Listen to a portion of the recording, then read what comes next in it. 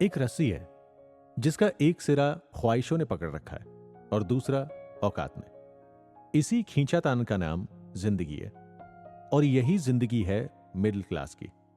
दोस्तों, अमीर बनना और दिखना दो बातें हैं। यह टॉपिक बहुत बड़ा है। इसे समझने से पहले एक बात अपने दिमाग में फिट कर लीजिए। ज्यादातर अमीर लोग गरीब ही पैदा हुए थे, लेकिन उन्होंने खुद दौलत कमाई, अपने दम पर अपना एम्पायर खड़ा किया और आज आप ही लोग उन्हीं से इंस्पायर होकर अमीरी का सपना देखते हैं। अमीर बनना कोई बड़ी बात नहीं है, बस आपको अमीरी को समझना है, लिविंग स्टैंडर्ड को ऊंचा उठाना है। अक्सर मिडिल क्लास लोग सपने तो देखते हैं लेकिन पूरा करने की हिम्मत नहीं जुटा पाते, क्योंकि आप रिस्क से डरते हैं, आप सेविंग ट्रेडिशन में बिलीव करते हैं, आप डरते हैं कि जो कमाया कहीं वो भी ना चला जाए। अगर आप भी ऐसी सोच, फिजूल खर्च की आदतों और मिडिल क्लास ट्रैप में फंसे हैं, तो ये चर्चा सुनने के बाद आप खुद में बदलाव महसूस करेंगे। आप अंत में खुद से सवाल करेंगे कि ये कितना आसान था और मैं खामखा डर क्यों रहा था। चलिए आगे बढ़ते हैं। इस चर्चा में हम समझेंगे फाइनेंशियल ट्रिक्स, हमारी मनी मिस्टेक, शो ऑफ और अमीर बनने और दिखने का फर्क। हम ये भी देखेंगे कि आपने अब तक काफी छोटी छोटी गलतियों से खुद का काफी फाइनेंशियल नुकसान भी किया होगा। अक्सर मिडिल क्लास लोगों के पास हमेशा पैसे की दिक्कत रहती है। ऐसे में या तो आप कमाने की सोचते हैं या फिर खर्चे को लेकर परेशान रहते हैं। अब होता यह है कि इन सब के बीच आप आर्थिक नुकसान पहुंचाते जाएंगे, जैसे कि किस्त, रोजमर्रा की फालतू जरूरतें या शो ऑफ के चक्कर में आप खुद को फाइनेंशियल लॉस देते जाएंगे। जब आप यहां तक पहुंच ही गए हैं तो हम ये भी क्लियर कर लेते हैं कि अब तक आपने इस टॉपिक पर काफी बुक्स पढ़ी होंगी, इंटरनेट पर सर्च भी किया होगा, कई बार देखा या पढ़ा भी होगा और फिजूल की बात समझकर स्किप कर दिया होगा। ऐसा क्यों? भारी भारी फाइनेंशियल एडवाइस, इन्वेस्टिंग की गणित और सर के ऊपर से जाती फाइनेंस गुरुओं की बातें, यहां ऐसी कोई एडवाइस देकर आपको बोर नहीं किया जाएगा, बल्कि मैं और आप उन टॉपिक्स पर बात करेंगे जिन्हें रियल लाइफ में आजमाया जा सकता है। कुछ गलतियों पर गौर करेंगे और बात करेंगे कि किस तरह थोड़ा सा दिमाग लगाकर आप लिविंग स्टैंडर्ड को ऊंचा कर सकते हैं। हम सीधी बात, नो बकवास के कॉन्सेप्ट को फॉलो करेंगे। चलिए आपसे एक सवाल करता हूं, कितने मोटिवेशनल वीडियोस हैं, कितनी कहानियां, किस्से हैं जो कहते हैं कि 5 मिनट का ये वीडियो आपको अमीर बना देगा। अमीर बनना है तो ये 5 बातें ध्यान रखें। इन वीडियो और ट्रिक्स के हिसाब से तो अब तक पूरा देश अमीर हो जाना चाहिए था, है ना? दोस्तों, हकीकत बहुत अलग होती है। जरूरत है ग्राउंड जीरो वाली कंडीशन समझने की और रोजाना हो रही गलतियों को ठीक करने की। यह चर्चा इन्हीं गलतियों पर फोकस करेगी। हाँ, कुछ लोग इसे अपनाएंगे, कुछ नहीं, लेकिन थोड़ा बहुत असर तो होगा, ताकि आप अपने लिविंग स्टैंडर्ड से थोड़ा ऊंचा उठ सके। अच्छा, चलिए सबसे पहले मिडिल क्लास के कॉन्सेप्ट को समझते हैं। बहुत बड़े कवि हुए थे नारायण मिश्र। उन्होंने कहा था, मिडिल क्लास मतलब ना इधर के ना उधर के, यानी बीच में लटके हुए। तो क्या आज भी मिडिल क्लास को इसी तरह डिफाइन किया जाए? इतने साल बाद भी कोई चेंज क्यों नहीं आया? आज तक भी मिडिल क्लास अपने हालातों में कोई बदलाव क्यों नहीं ला सके? इसके सबसे बड़े 3 रीजन है: रिस्क का डर, रिचपने का दिखावा और फिजूल खर्ची की आदत। आजकल मिडिल क्लास बने रहने को इन 3 रीजन से डिफाइन किया जाए तो गलत नहीं होगा। अब चाहे तीनों में से एक भी रीजन हो, लेकिन यह फैक्ट हर मिडिल क्लास फैमिली पर फिट बैठता है। मेरी इस बात से आप जरूर रिलेट करेंगे कि बहुत से लोग अपने कमाए पैसे से उन चीजों को खरीदते हैं जिनकी उन्हें जरूरत नहीं है। वो उन लोगों को इन्फ्लुएंस करना चाहते हैं जिनको वो पसंद नहीं करते। चलिए शुरू करते हैं ट्रैप से निकलने का सफर।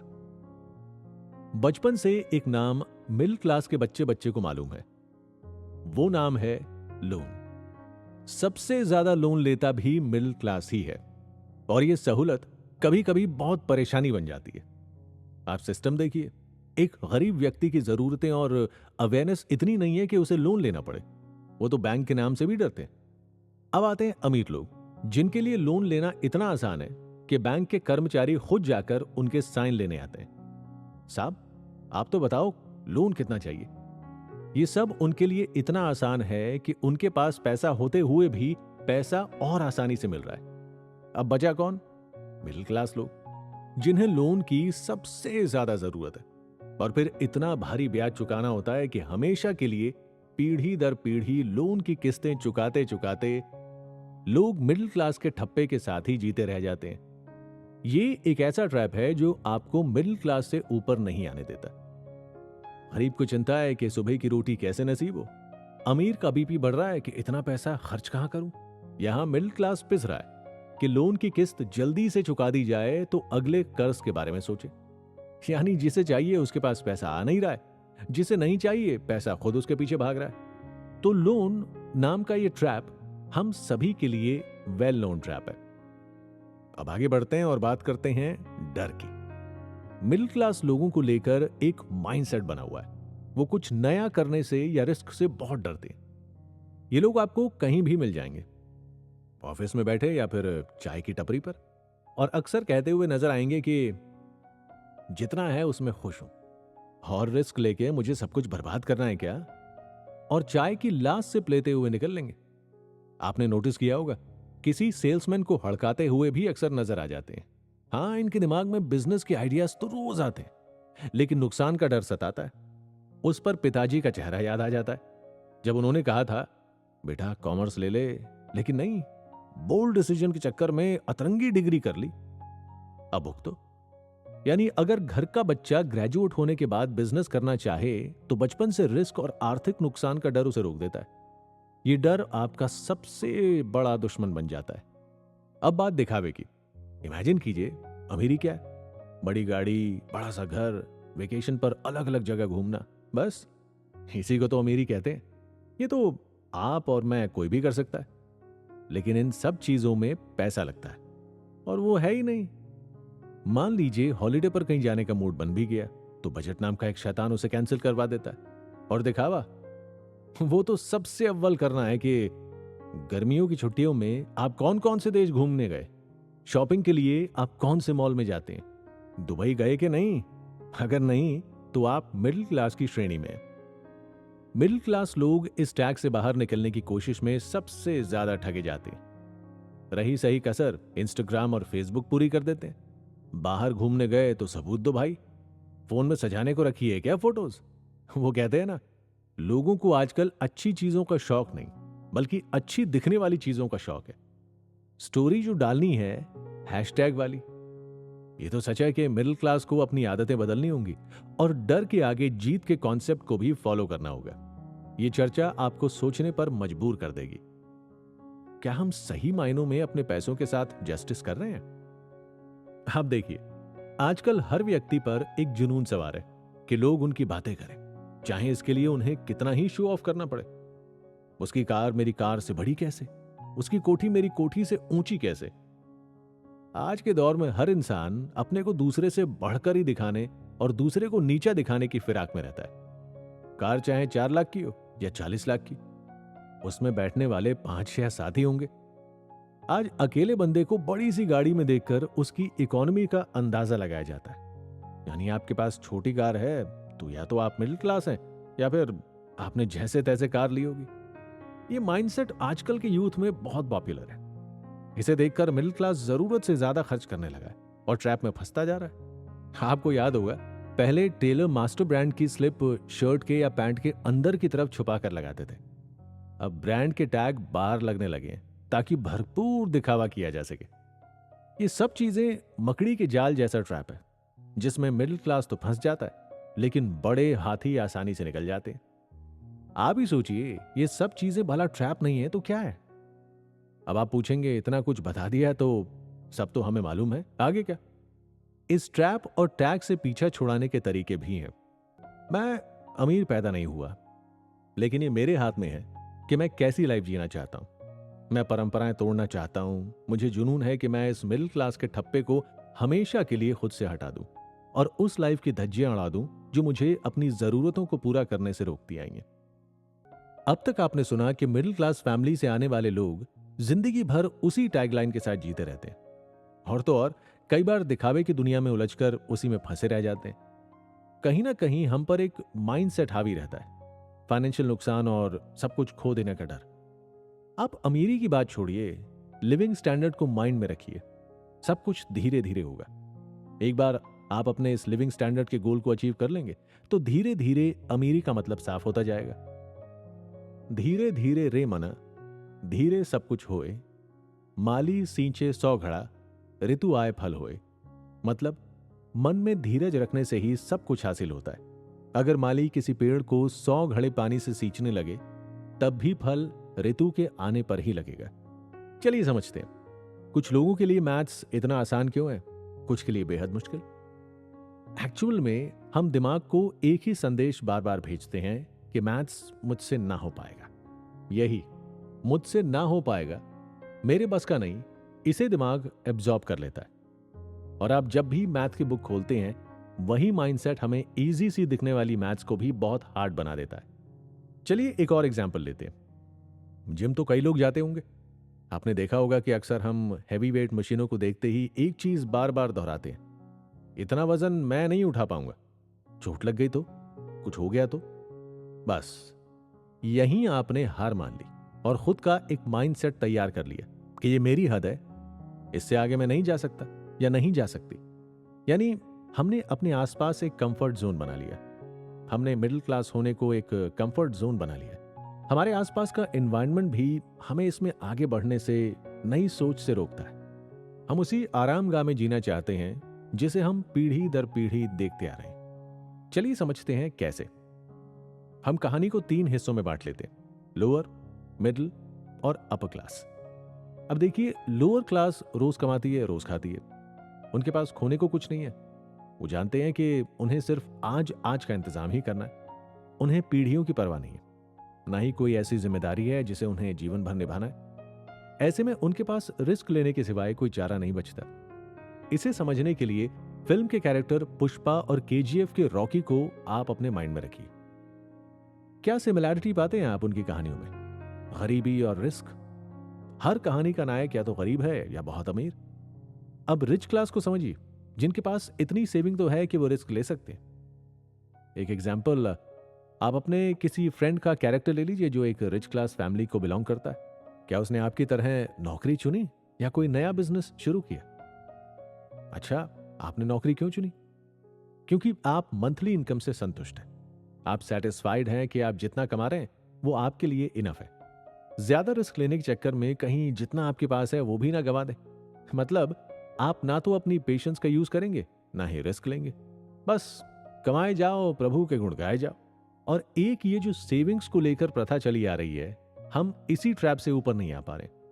हमें शुरू से ही सेविंग्स करने की सलाह दी जाती है, लेकिन रिस्क और इन्वेस्टमेंट को लेकर कोई बात नहीं की जाती। मिडिल क्लास की सबसे बड़ी प्रॉब्लम है कि पैसा कहां से आए।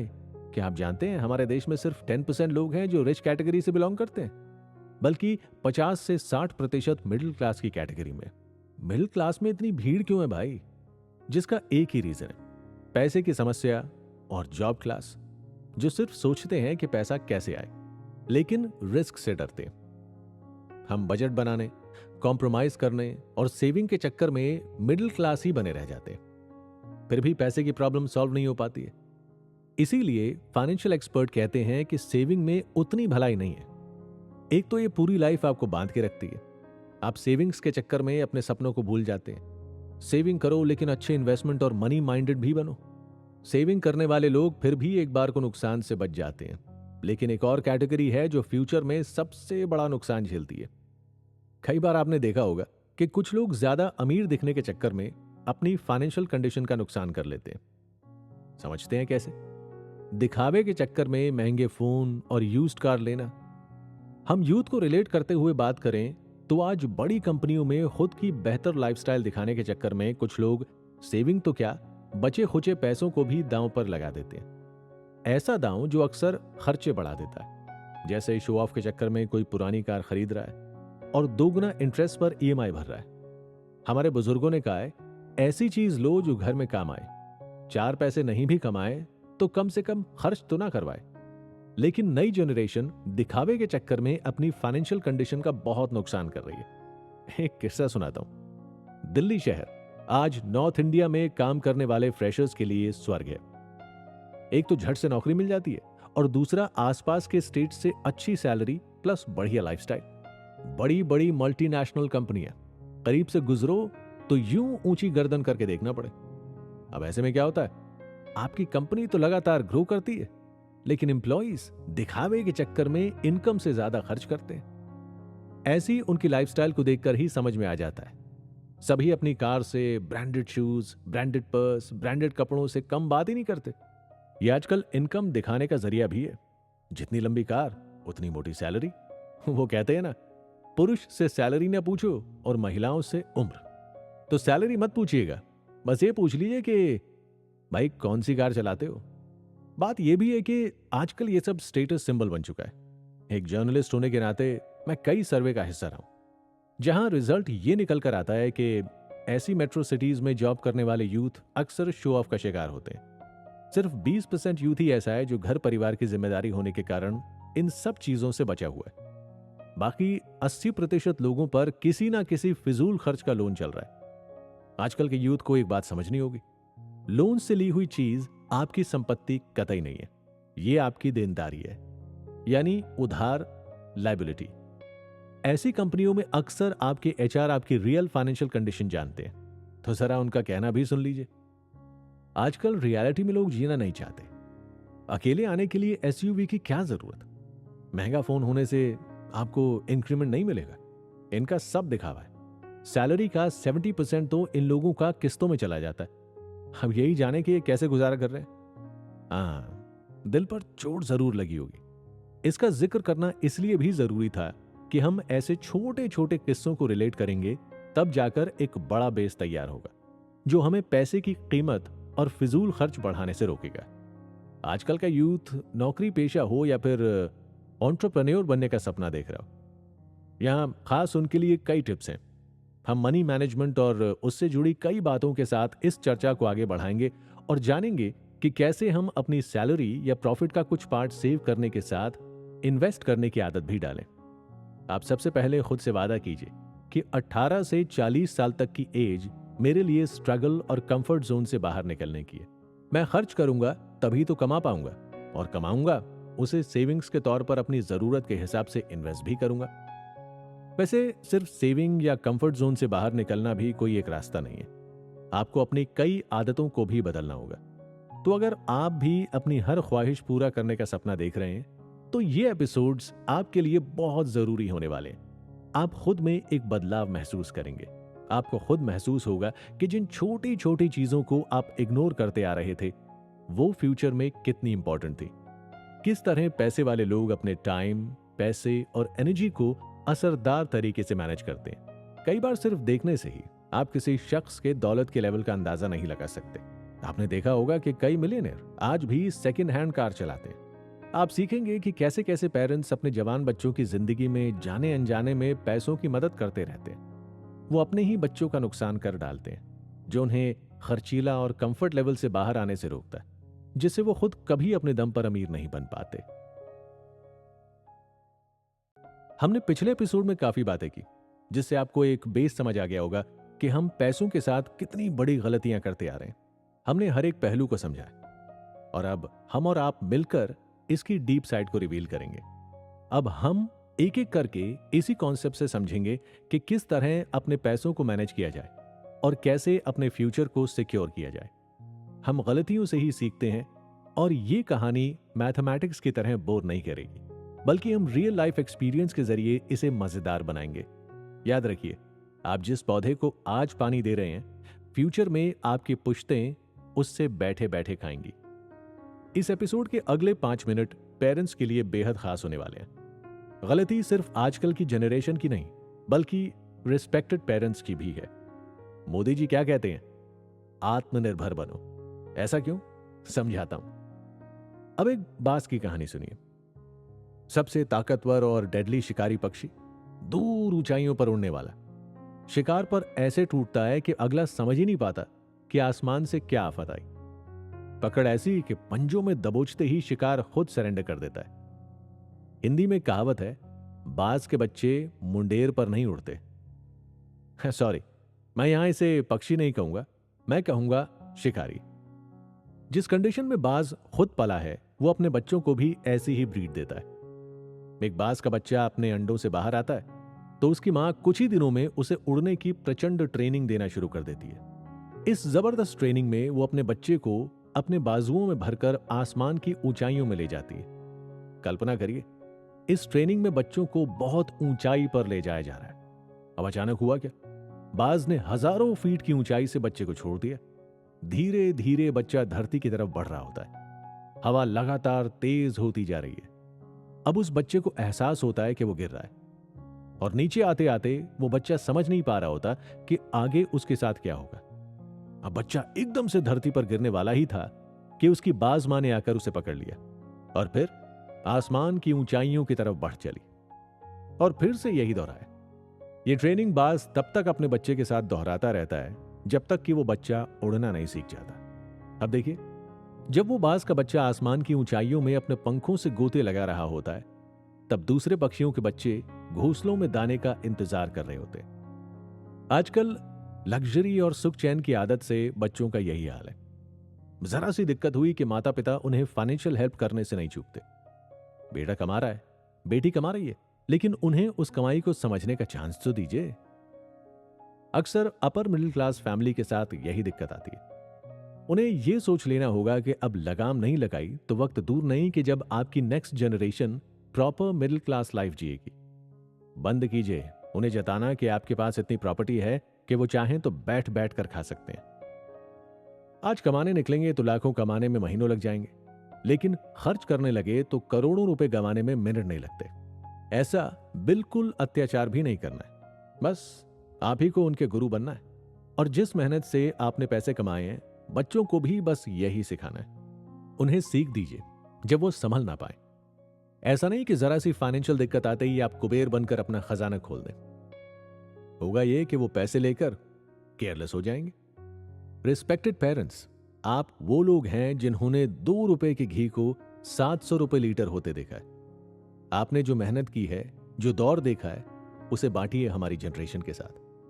होता यह है कि पेरेंट्स की इस आदत और लाड़ प्यार से बच्चे मजबूत होने की बजाय केयरलेस हो जाते हैं। ऐसे जैसे मजबूत पैर तो हैं पर चलना नहीं, वजनदार पंख तो हैं पर उड़ना नहीं है। समझिएगा, गमले में उगे पौधे और जमीन के पौधों में बहुत फर्क होता है। आप ये कीजिए कि बच्चों को एजुकेशन में अपने मन का सब्जेक्ट लेने की आजादी दें। उन्हें करियर ऑप्शन चूज करने में मदद करें। उन्हें समझाइए, डांटें, लेकिन आप चाहते हैं कि आपके बच्चे इकोनॉमिक फ्रीडम अचीव करें तो उनकी हर छोटी छोटी बात पर फाइनेंशियल हेल्प करना छोड़ दें। इसी आदत के चलते आगे फ्यूचर में अपर मिडिल क्लास से डाउनग्रेड होने के चांस बढ़ जाते हैं। मैंने पहले कहा था कि वैसे ही मिडिल क्लास में इतनी भीड़ है और अब अपर क्लास वाले भी गलतियां करेंगे तो ये मिडिल क्लास वाले कहां जाएंगे। खैर, ये फैक्ट है कि आज के यूथ को फाइनेंशियली स्ट्रांग बनाने के लिए थोड़ी सख्ती की जरूरत है। इस एपिसोड से सिर्फ पेरेंट्स ही नहीं बल्कि यूथ को भी सीखना होगा कि पैसे गंवाना बेहद आसान है, लेकिन कमाना बहुत मुश्किल है। अगले एपिसोड में हम ऐसे ही टॉपिक्स पर चर्चा करेंगे जिससे हम जान पाएंगे कि छोटी छोटी मिस्टेक आगे हमें बड़ा नुकसान देती है। साथ ही समझेंगे इन्वेस्टमेंट के सेफ और इजी प्लान्स को, जिन्हें आजमाकर आप स्मार्ट प्लेयर बन सकते हैं। हम अपनी गलतियों से ही सीखते हैं, तो पहले यह देख लेते हैं कि ऐसी कौन सी गलतियां हैं जो हमें अमीरी के रेस में बार बार पीछे रहने को मजबूर करती हैं। अमीर ना हो पाने का सबसे बड़ा कारण आपका पैसे खर्च करने का तरीका है। चलिए समझते हैं कैसे। जितना पैसा आपके पास आ रहा है उसे आप फिजूल खर्च में उड़ा रहे हैं। महीने के अंत में जब आपके पास कुछ नहीं बचेगा तो धीरे धीरे आप गरीबी की ओर बढ़ेंगे। दूसरा कारण कि आप पैसा तो खूब कमा रहे हैं लेकिन आप पर लायबिलिटीज बहुत ज्यादा हैं। यानी पैसा तो आता है लेकिन ज्यादातर हिस्सा लोन भरने में चला जाता है, जैसे कार लोन, क्रेडिट कार्ड का बिल और भी काफी सारे लोन। मान लीजिए इन सब के बावजूद भी आपके पास एक बड़ा घर और कार है जिसका लोन आप भर रहे हैं, तो आप अमीर लोगों की रेस में तो हैं लेकिन मंथ एंड आते ही पिछड़ जाते हैं, जिसकी वजह सिंपल है और वो है लायबिलिटी। ज्यादातर लोग अमीर दिखने के चक्कर में इतने सारे लोन के चंगुल में फंसते जाते हैं। इसीलिए अमीरी का दिखावा नहीं बल्कि अमीर बनने के रूल्स को फॉलो करना चाहिए। तो अमीर लोग क्या करते हैं? वो इन्वेस्ट करते हैं। लायबिलिटी बढ़ाने से ज्यादा एसेट खरीदते हैं, यानी पैसे का रोटेशन, ताकि एक जगह पैसा जाए तो एसेट्स के जरिए उसकी भरपाई हो जाए। बात फिर वहीं घूमकर यू टर्न लेती है। अब आप ये सोच रहे होंगे कि इसके लिए तो बहुत ज्यादा पैसा चाहिए। ऐसा बिल्कुल नहीं है। आपके पास बहुत से तरीके हैं जिनसे आप ऐसी संपत्ति बना सकते हैं जो आपके वॉलेट को कभी खाली नहीं होने देगी, जैसे bond, mutual fund, real estate, share market, gold. लेकिन इस बात का ध्यान रखिए कि अपनी जरूरत और रिस्क उठाने की हिम्मत के हिसाब से इन्वेस्ट करें। इन सब में पैसा लगाने के लिए आपको पूरी इंफॉर्मेशन होनी चाहिए। अमीर बनने के लिए सबसे पहले जरूरी है कि आप दिन रात अपनी सोच को बड़ा कीजिए, फाइनेंशियल नॉलेज को बढ़ाइए, क्योंकि कामयाबी हासिल करने का पहला कदम आपके ड्रीम्स है, आपकी सोच है। जैसे आपको इंग्लिश सीखने के लिए किसी इंस्टीट्यूट की जरूरत नहीं, बस खुद से अंग्रेजी में बात कीजिए। धीरे धीरे ये आपकी रोजमर्रा की आदत में शामिल हो जाएगी।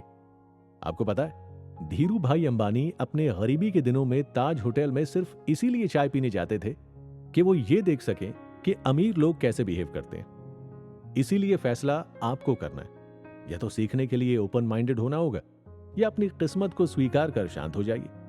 एक्चुअली फाइनेंशियल समझ ना होने की वजह से मिडिल क्लास में पैसे खो जाने का डर बना रहता है। मैंने पहले भी डिस्कस किया था कि अगर आप अमीर बनना चाहते हैं तो आपको एसेट्स और लायबिलिटी के बीच का फर्क मालूम होना चाहिए। हमेशा एसेट्स बनाने पर दिमाग लगाइए। अमीर बनने का यही सबसे जरूरी नियम है। दुनिया में ज्यादातर लोग पैसे की प्रॉब्लम में सिर्फ इसीलिए उलझे रहते हैं क्योंकि उन्हें यह पता ही नहीं होता है कि एसेट्स और लायबिलिटी में फर्क क्या है। होता यह है कि रिच लोग एसेट्स बनाते हैं, दूसरी तरफ मिडिल क्लास खुद को अपग्रेड करने के चक्कर में लायबिलिटीज इकट्ठी करते जाते हैं। सबसे मजे की बात यह है कि उन लोगों को लगता है कि ये जो कुछ उन्होंने लोन से खरीदा है वो उन्हीं की एसेट है। एसेट वो है जो हमारी पॉकेट में पैसा डालती है और लायबिलिटी वो जो हमारी जेब से पैसा निकालती है। असल में आपको बस इतना ही जानने की जरूरत है कि अगर आप अमीर बनना चाहते हैं तो लाइफ का एक रूल बना लीजिए कि अपनी कमाई से एसेट खरीदेंगे। इस फर्क को समझना बेहद जरूरी है कि आपकी लोन पर ली हुई कार आपके लिए जिम्मेदारी है और घर में रखा सोना आपकी दौलत है। हाँ, अगर आप मिडिल क्लास ही बने रहना चाहते हैं तो लोन की जिम्मेदारियां बढ़ाते रहें। अमीर बनने के लिए आपको अपने पैसे से दोस्ती करनी होगी और उसकी इज्जत करनी होगी। अमीर बनने के लिए यह भी एक जरूरी नियम है। सबसे पहले तो आपको यह समझना होगा कि पैसे वाला होना या पैसा ही सभी बुराइयों की जड़ है। यह गलत है। मिडिल क्लास परिवार में हमें बताया जाता है कि पैसा ही बुराइयों की जड़ होती है। अमीर लोग बेईमान होते हैं और पैसा गलत कामों के जरिए ही कमाया जा सकता है। आपको अपनी इस मेंटालिटी को बदलना होगा। अट्रैक्शन ऑफ मनी का रूल कहता है कि जब आप इसे बुराई मानकर नफरत करेंगे तो इसे कैसे अपनी तरफ अट्रैक्ट कर पाएंगे। आपने अक्सर देखा होगा कि जो लोग पैसे की बुराई करते हैं वो लोग कहीं ना कहीं आर्थिक तंगी से गुजर रहे होते हैं। दोस्तों, पैसा ही तो आपके सफल होने की निशानी है, तो पैसे की बुराई कभी ना करें। एक बात ध्यान में रखें कि आप गरीब पैदा हुए, इसमें आपकी गलती नहीं, लेकिन गरीबी में ही मरना आपकी सबसे बड़ी गलती होगी। मिडिल क्लास आदमी की इनकम उसकी नौकरी पर डिपेंड करती है और उसी इनकम को वो टैक्स, फूड और लाइफस्टाइल मेंटेन करने में खर्च करता है। इसके साथ साथ चलती है जिम्मेदारियां जैसे लोन और क्रेडिट कार्ड। ऐसे तो मिडिल क्लास आदमी की इनकम आती जाती रहेगी और वो पूरी जिंदगी इसी में उलझा रह जाएगा। अब अमीर आदमी को देखिए, वो एक इनकम के भरोसे नहीं बैठे रहते। वो लोग इनकम के ऑप्शंस तैयार करते हैं, ब्याज, रेंटल प्रॉपर्टी, इन्वेस्ट और रॉयल्टी। मिडिल क्लास पैसा कमाने के लिए काम करते हैं और रिच लोगों के लिए पैसा काम करता है। कहते हैं ना, पैसे से पैसा बनता है। वो लोग इसी रूल को फॉलो करते हैं। आपके स्मार्ट होने से अमीरी का कोई रिलेशन नहीं है, बल्कि आपकी फाइनेंशियल लिटरेसी डिसाइड करती है कि आप अपने पैसे को लेकर किस तरह के डिसीजन लेते हैं। जितने में लाइफ अच्छी खासी चले, आप पॉजिटिव सोच रख पाएं और मुसीबत के वक्त आपकी बचत काम आए, बस समझ जाइए आप अमीर हो गए। मैंने शुरुआत में कहा था कि हम मिडिल क्लास से जुड़े हुए वर्क के बारे में चर्चा करेंगे। यहां अगर स्टूडेंट्स भी हमें सुन रहे हैं तो उनके लिए फिलहाल एजुकेशन में खुद को इन्वेस्ट कर देना सबसे बड़ी सीख और ट्रिक है। उन्हें फ्यूचर में पैसा बनाना है तो शुरुआत अभी से करनी होगी। दोस्तों, ये मायने नहीं रखता कि आप अमीर हैं या गरीब। मुझे गरीबी का कत्ल करना है, इसके लिए मुझे दिन रात पढ़ना है। डियर स्टूडेंट्स, आपको मालूम है आज जितने भी लोग इन एपिसोड को सुन रहे हैं वो शायद तूफानों के बीच अपनी कश्ती चला रहे होंगे, लेकिन सिर्फ आप वो कैटेगरी हैं जिनकी कश्ती अभी किनारे है, जिन्हें यह डिसाइड करना है कि कश्ती को पानी में सेफ कैसे उतारा जाए। कौन से तरीके आजमाकर जिससे फ्यूचर में अमीर बनने के सपने को पूरा किया जा सके। वो सब नहीं तो कम से कम अपने लिविंग स्टैंडर्ड को तो मेंटेन किया जा सके। आर्थिक चुनौतियों से आज हर तीसरा इंसान लड़ रहा है। आपके पास तो अभी टाइम है, धोबी पछाड़ देकर इन चुनौतियों को हराना है या लड़ना है, गिरना है फिर लड़ना है और यही करते रहना है। सबसे पहले आप समय के महत्व को समझें। जब तक आप कमाने वाली स्टेज तक पहुंचेंगे तो आप पाएंगे कि आपने सही वक्त पर सही चुनाव किया। होता क्या है कि हम सोचते हैं कि अब मौज नहीं करेंगे तो कब करेंगे। कॉलेज में मैंने महसूस किया कि कुछ लड़के जिन्हें क्लास बंक करना और एग्जाम के वक्त टीचर से सेटिंग करना बड़ी अचीवमेंट लगता था, अक्सर ऐसा करते हुए पूरा कोर्स निपट जाता है, मालूम नहीं चलता। आखिर में मिलती है बेरोजगारी और एक ऐसी टारगेटलेस लाइफ जिसे हमने पूरे 4 साल में बर्बाद कर दिया। चलिए, ये तो हमारे वक्त की बात थी, मुझे भी लगभग 10 साल हो चुके हैं। लेकिन अब वक्त बर्बाद करने की नई टेक्नोलॉजी आई है, OTT platform. Youth in web series के ट्रैप में बुरी तरह उलझ गया है। आजकल किसी वेब सीरीज पर घंटों बैठकर डिस्कशन चलते हैं। एक तो मैडम ने उससे निपटाने में पूरा हफ्ता दिया और अब 2-3 घंटे सहेलियों से चर्चा ना हो तो गया साल भर का सब्सक्रिप्शन वेस्ट। ये कूल दिखना नहीं बल्कि फूल होना है। ये लत ऐसी है कि कब रात के 3 बज गए मालूम नहीं चलता। अरे कल क्लास भी है, ढेरों असाइनमेंट है, अब वो सब निपटाने मुन्ना भैया या कोरियन फिल्मों के राजकुमार तो नहीं आएंगे। आप नहीं कमा रहे, अच्छी बात है, लेकिन आपके पेरेंट्स जिन्होंने बेतहाशा पैसा खर्च कर आपको मेट्रो सिटी में भेजा है, उन्हें धोखा मत दीजिए। वेब सीरीज कहीं नहीं जा रही। आज आप किसी से जुगाड़ कर जिन वेब सीरीज को देख रहे हैं, कल भी वो वहीं होंगी। लेकिन कॉलेज के 5 साल दोबारा नहीं आएंगे। ज्यादातर स्टूडेंट्स पढ़ाई कम और खर्चे ज्यादा करते हैं। चाहे वो कमाते नहीं है, लेकिन उनका डेली का खर्च इतना ज्यादा होता है कि पूछिए मत। खर्च भी ऐसे जिसका कोई फायदा नहीं, उल्टा नुकसान। बेवजह घूमना, सिगरेट, मौज शौक। क्योंकि एक फोन कॉल किया, जरा समूह बनाया और इधर से पिताजी ने किया पैसा ट्रांसफर। अगर एक स्टूडेंट चाहे तो वो भी अपनी पॉकेट मनी को बचाकर उसे स्टॉक मार्केट या कहीं इन्वेस्टमेंट में यूज कर सकता है। और ये सब काम तो आजकल आपके मोबाइल से ही होने लगे। दोस्तों, अगर आप पैसा कमाना चाहते हैं तो सबसे पहले तो पैसा बचाना सीखिए और फिर उन पैसों को सही जगह इन्वेस्ट करिए। तभी आप एक सफल इंसान बन सकते हैं और अपनी लाइफ में पैसे को लेकर आने वाली प्रॉब्लम को काफी ज्यादा हद तक दूर कर सकते हैं। होता यह है कि पैसा इन्वेस्ट करने से वो हमारी पार्ट टाइम इनकम बन जाती है, जिसे हमने वीकली इनकम कैश फ्लो के जरिए समझा था। ये हमें समय समय पर काफी सपोर्ट करती है। तो मैं आपसे यही कहूंगा कि पैसा कमाने की स्किल से पहले पैसा बचाने की स्किल जरूर सीखें। एक बात और, अगर आप स्टॉक मार्केट में पैसा इन्वेस्ट करना चाहते हैं तो ज्यादा नहीं तो स्टॉक मार्केट का बेसिक नॉलेज जरूर ले लें, तभी उस पर पैसा लगाएं। हम यूथ को अपनी जिम्मेदारियों को जल्दी समझना होगा। इसके अलावा अगर आपको सिगरेट, गुटखा, शराब आदि का शौक है तो उसके लिए एक बजट बना लीजिए और कोशिश करके हर महीने उस बजट को कम करिए। ये वो खर्चा है जो कभी गिना नहीं जाता लेकिन सबसे ज्यादा नुकसान देता है। कैसी भी कंडीशन हो, उधार लेने और देने दोनों से बचिए। उधार आपको हमेशा पीछे की ओर ले जाता है। यह आपको एकदम से नहीं दिखता, लेकिन जब आप कुछ 4-5 साल का हिसाब करोगे तो एक बहुत बड़ा फर्क दिखेगा। अगर आपने अपने 5 साल थोड़ा पैसा बचाते हुए निकाल लिए तो अमीर बनने का तो पता नहीं, लेकिन आप आज के कंपैरिजन में कई गुना बेहतर, लैविश और आर्थिक रूप से मजबूत इंसान जरूर बन जाएंगे। याद रखिए, अमीर बनने का कोई भी जायज शॉर्टकट नहीं है। हाँ, यदि आपकी किस्मत करोड़ों में एक वाली है तो अलग बात है, वरना अमीर बनने का एक ही नुस्खा है, सेविंग्स पर इन्वेस्टमेंट और मेहनत। चलिए, नौकरी और इन्वेस्टमेंट की बातें बहुत हुई। अब जरा उन लोगों को भी मोटिवेट किया जाए जो बिजनेस करना चाहते हैं या भी कंफ्यूज्ड हैं कि नौकरी करें या बिजनेस। अमीर बनने का सबसे आसान रास्ता है बिजनेस। हाँ, रिस्क हर चीज में, लेकिन एक बार आपने सही रफ्तार और सही राह पकड़ ली तो आपको अमीर बनने से कोई नहीं रोक सकता। आपने कई किस्से कहानियां सुनी होंगी जहां कुछ लोग एक नॉर्मल लाइफ से उठकर टीनेज में ही अमीर बन जाते हैं। इतनी दौलत कमाई कि आज उन्हें देख सोचते हैं कि ये उन्होंने किया कैसे। पढ़ाई में एवरेज, फैमिली बैकग्राउंड में एवरेज बंदा आखिर इतना टॉप पर कैसे पहुंचा। आप ऐसे किसी भी अपने पसंद के रोल मॉडल की बायोग्राफी उठाकर देखिए, एक चीज कॉमन मिलेगी, वो है प्रॉब्लम का सलूशन ढूंढना और उसे बेचना। यानी उन्होंने कोई परचून की दुकान नहीं खोली या फिर कोई कॉमन आइडिया पर काम नहीं किया, मैं ये नहीं कहता कि परचून की दुकान कर लेना गलत है। आज बड़े बड़े मार्ट जाइए, सारी चीजें मिलेंगी, वो भी एक छत के नीचे। बस यही सोल्यूशन हमें भी ढूंढना है। आपने लोगों की प्रॉब्लम सॉल्व कर दी तो मानकर चलिए, एक साल में मिलियन बिलियन कमाने से आपको कोई नहीं रोक सकता।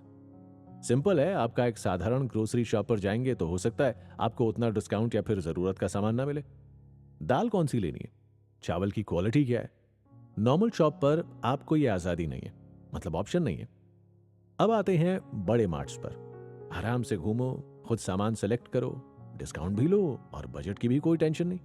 ये था सोल्यूशन जिसे लोगों ने एक्सेप्ट किया और अब फायदा दोनों तरफ हो रहा है। तो चाहे कोई कॉमन बिजनेस भी ले लीजिए, लेकिन मार्केट रिसर्च कीजिए, हो सकता है आपको ऐसा तरीका मिल जाए जो आपको मालामाल कर दे। जितने भी अमीर लोग हैं वो 8 घंटे की जॉब करके या अपना बिजनेस करके बहुत अमीर नहीं बने। उन्होंने रिसर्च की और ढूंढ निकाला प्रॉब्लम का सोल्यूशन। उन्होंने अपने आसपास के लोगों की प्रॉब्लम को समझा और उस प्रॉब्लम को खत्म करने के उनके एटीट्यूड ने उन्हें अमीर लोगों की लाइन में खड़ा कर दिया। आप यहां फेसबुक पर चैटिंग कर करके, फोटो डाल डाल के अमीर दिखने का ढोंग करते हैं, और वहां मार्क जकरबर्ग फेसबुक पर नई नई अपडेट देकर आपको बिजी बनाए रखते हैं, ताकि जो दिखावे का गुब्बारा है वो कभी ना फूटे। अपने मार्क जकरबर्ग जब कॉलेज में थे तब उन्हें एहसास हुआ कि कुछ नया करते हैं और दुनिया को एक दूसरे से जोड़ते हैं। तब लोगों के पास कनेक्ट रहने का कोई जरिया नहीं था, तो उन्होंने इस प्रॉब्लम को खत्म करने के लिए फेसबुक बना डाला। हाँ, वक्त लगा, लेकिन रिजल्ट आपके सामने है। आज पूरी दुनिया मार्क भैया को जानती है। इतना ही नहीं भाई, अपने यूपी बिहार वाले तो मार्क भैया के जन्मदिन की बधाई के पोस्टर भी बनवाते हैं। जोक्स अपार्ट, ठीक ऐसी ही कहानी Elon Musk, Jeff Bezos, Bill Gates, Mukesh Ambani, Baba Ramdev, Sandeep Maheshwari और लाखों ऐसे एंटरप्रेन्योर की है जो दूसरों की लाइफ से प्रॉब्लम खत्म कर रहे हैं और उनकी लाइफ को आसान बना रहे हैं। दोस्तों, ये एक ऐसा सीक्रेट है जिनमें सफलता की 100% गारंटी है। आप तो इस सीक्रेट को भी फॉलो मत कीजिए, बस उन चीजों को खोजिए जो आपके आसपास के लोगों और आपकी लाइफ को इजी बना दे। ये खासकर स्टूडेंट्स के लिए और क्रिएटिव जॉब सर्च कर रहे युवाओं के लिए बेहद फायदे का सौदा हो सकता है। अक्सर यंग एज में दिमाग के घोड़े बहुत तेजी से दौड़ते हैं। एक बार जिम्मेदारियों का बोझ आ गया तो समझो कहीं ना कहीं आपको बैकफुट पर आना ही होगा। उस कंडीशन में आपके लिए कई ऑप्शंस कम हो जाएंगे। मैंने देखा है बच्चे आजकल सॉफ्टवेयर बना रहे हैं, कोई नई टेक्नोलॉजी के इस्तेमाल से डेली लाइफ को आसान बना रहा है। आज ग्रेजुएट्स के लिए कॉलेजों में इसी तरीके की बड़ी बड़ी हैकेथॉन आयोजित होती हैं। ये क्या है? ये स्टार्टर है जो आपको क्लिक करती है, एक आइडिया देती है कि प्रॉब्लम सॉल्विंग बिजनेस में कितना फायदा है। दोस्तों, अमीर बनने में कोई रॉकेट साइंस नहीं लगा, पर फाइनेंशियल डिसिप्लिन और लगातार कोशिश के बिना अमीर बनना बेहद मुश्किल है। हमारी इस चर्चा को शुरू करने से पहले आप अपने दिमाग में बिठा लीजिए कि आप करना क्या चाहते हैं, बिजनेसमैन बनना या आप अपनी जॉब में खुश हैं। किसी एक प्रोफेशन को चुनने के बाद उसमें इतनी रिसर्च कर लीजिए कि उस फील्ड के मास्टर बन जाइए। वो कहते हैं ना, अपनी फील्ड के इतने पक्के खिलाड़ी बन जाओ कि आपको गिराने के लिए कोशिशें नहीं, साजिशें करनी पड़े। अपनी फील्ड के बारे में इतना ज्ञान जुटा लो कि आपसे बेहतर उस सब्जेक्ट के बारे में ना तो कोई जानता हो ना ही समझता हो। यह आप जॉब या बिजनेस करते हुए साथ में कर सकते हैं। जब आप अपने फील्ड में बेहतरीन हो जाएं और लोग आपकी तारीफ करने लगे, तब फिर आगे बढ़े और नई चीजों के बारे में सीखने की कोशिश करें। जैसा आपको मास कम्युनिकेशन और पब्लिक रिलेशन की अच्छी नॉलेज है, तो आप content management, organisation crisis management जैसी चीजों पर रिसर्च करके सीखें। ऐसा भी मत कीजिए कि आप खुद की लिमिट डिसाइड कर लें कि मैंने तो आर्ट्स और कॉमर्स या साइंस पढ़ा है तो मैं सिर्फ इसी फील्ड में कॉमन नॉलेज लूंगा। आप ढूंढेंगे तो आपको अपनी ही फील्ड में कई सारी अपॉर्चुनिटीज नजर आ जाएंगी। कुछ ऐसा कंटेंट, आर्ट, आइटम इन्वेंशन करें जिसे बाकी लोग कंज्यूम कर सकें। नेटवर्किंग करें, अच्छे और सफल लोगों से कांटेक्ट करने की कोशिश करें, उनसे रिक्वेस्ट करें कि आप उनसे कुछ सीखना चाहते हैं। एक अच्छा मेंटोर आपको अपने एक्सपीरियंसेस से नई चीजें सिखा सकता है। समस्याओं से घबराने की बजाय उनके सॉल्यूशंस को ढूंढें। जो समस्या आप फेस करते हैं वही समस्या लाखों लोगों को भी हो सकती है। क्या आप कोई सॉल्यूशन दे सकते हैं? अगर आपका जवाब हाँ में है और आपने एक भी समस्या का समाधान कर दिया, तो आप लोगों की जिंदगी में वैल्यू ऐड करेंगे। ऐसे इनोवेटिव आइडियाज को कोई भी इग्नोर नहीं करता। एक बार थोड़ी सी सफलता मिलती है तो लोग खुद को भगवान समझ लेते हैं और सीखना छोड़ देते हैं। आप इलॉन मस्क को देख सकते हैं। हर दिन कुछ नया सीखने और करने की चाह इन्हें सफल और अमीर बनाती है। इसमें सोचने का फैक्टर भी बहुत मायने रखता है। जैसे मिडिल क्लास हमेशा ऐसी टेंशन में रहते हैं कि पैसा कमाना है तो मुझे कुछ ना कुछ काम करना होगा। अमीर आदमी सोचता है मुझे पैसे के जरिए अपने काम करवाने हैं। मिडिल क्लास की सोच है ज्यादा पैसा आ गया तो इंसान का दिमाग खराब हो जाता है। अमीर सोचता है पैसा फ्रीडम देता है जिससे मुझे अपनी जरूरतों से समझौता ना करना पड़े। वो सोचता है कि मुझे लोगों को इस बात के लिए राजी करना है कि वो मुझ पर पैसा लगाए। इस सोच के साथ आगे बढ़िए कि मुझे अपनी मौजूदा स्थिति को बदलना ही है। मैं मिडिल क्लास से हूं, इसका मतलब यह नहीं कि मैं जिंदगी भर इसी ठप्पे के साथ जीऊंगा। मुझे वक्त और हालात दोनों बदलने हैं। सफल इंसान वो है जो खुद पर फेंकी गई ईंटों से भी अपने आशियानों की नींव रख दे। सेविंग का अपग्रेड वर्जन है इन्वेस्टमेंट। आपने बहुत बार इन्वेस्टमेंट के बारे में सोचा होगा, लेकिन मंथली खर्चों से छुटकारा मिले तब तो इन्वेस्ट करें। आपने बहुत से लोगों से सुना होगा कि अमीर लोग केवल एक बिजनेस के भरोसे नहीं बैठते, वो मल्टीपल बिजनेस में इन्वेस्ट करते हैं। आज अगर कोई एक एजुकेशन का बिजनेस रन कर रहा है तो साथ ही वो किसी और बिजनेस में भी होगा। अब आपके पास बिजनेस तो है नहीं, तो कहां से इन्वेस्ट करें? इन सब सवालों का जवाब है आपका बैंक। एक कॉमन थिंग सभी मिडिल क्लास में, हम सेविंग अकाउंट खुलवाकर मजे से हर साल मिलने वाले ब्याज का इंतजार करते हैं। मान लीजिए आपके अकाउंट में 4 लाख रुपए। आप उन्हें देख देख कर कितने खुश होते हैं। सोचते हैं कि देखा मेरी अचीवमेंट, आज मेरे पास 4 लाख रुपए हैं। मैं चाहूं तो ये कर लूं, मैं चाहूं तो वो कर लूं। ये सब ख्याली पुलाव कितने सुहाने हैं, है ना? अब आप एक काम कीजिए, अपनी सैलरी का कुछ अमाउंट हर साल एफडी में डालिए। बैंक्स इन पर नॉर्मल सेविंग्स अकाउंट से ज्यादा ब्याज देती है। इसके फायदे ये हैं कि एक तो जो आपके 4 लाख की सेविंग्स थी वो सेफ हो गई और सालाना ब्याज में बढ़ोतरी हुई। अब सैलरी अकाउंट में जो बचा उसे देखकर दिल तो दुखेगा, लेकिन फायदा ये होगा कि अब आप थोड़े से रुपयों को लेकर फिजूल खर्ची छोड़ ज्यादा कमाने की सोचेंगे। दिमाग अब आपको बार बार सिग्नल देने लगेगा कि खर्च कम करो और कमाई ज्यादा।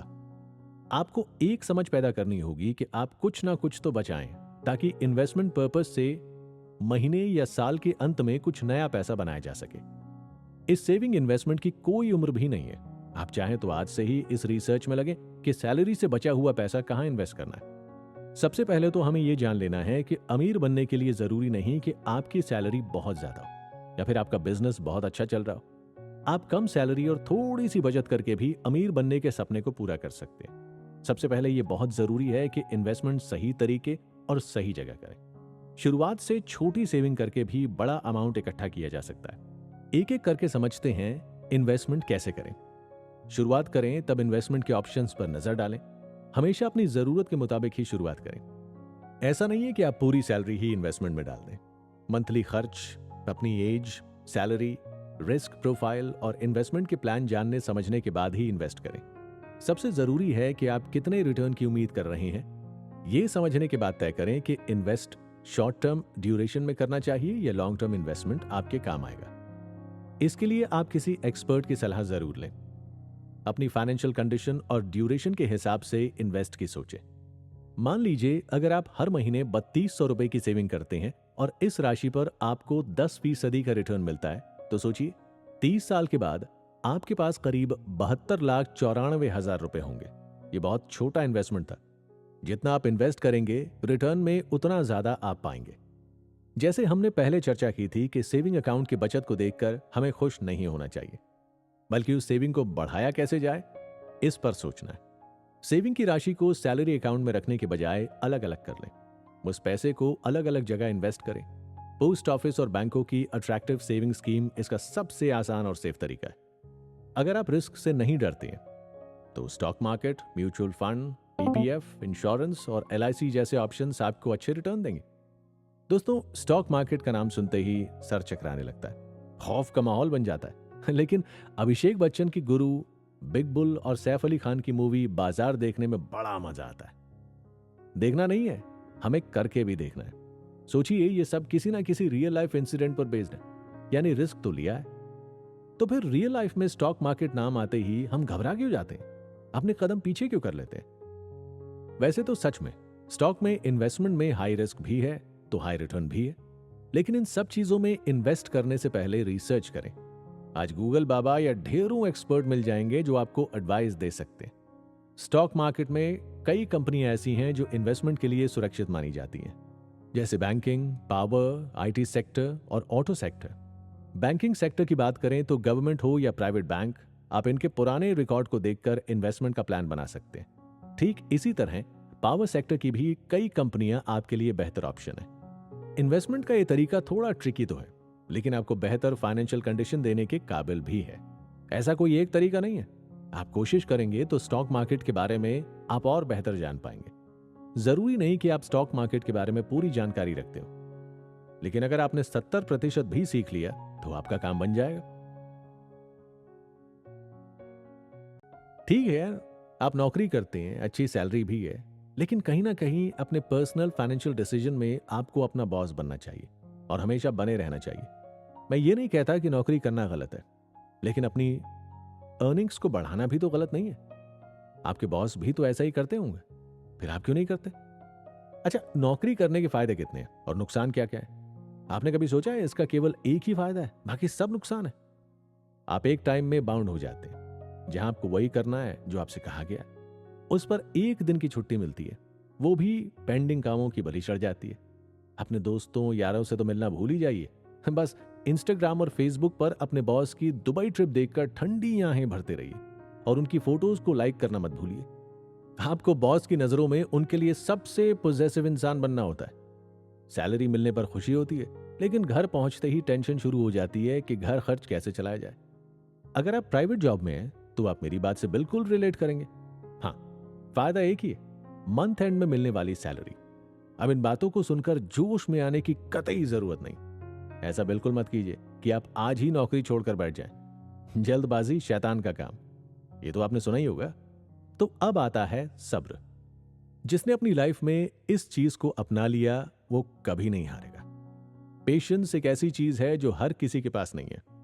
भागदौड़ भरी लाइफ में हम जितने बिजी हो चुके हैं, कई बार छोटी छोटी चीजों पर इरिटेट हो जाते हैं। आपको अमीर बनना है तो सबसे पहले पेशेंस को अपनी लाइफ में उतारना होगा। आप सोचेंगे मैं अचानक ऐसी फिलॉसफी भरी बातें करने लगा।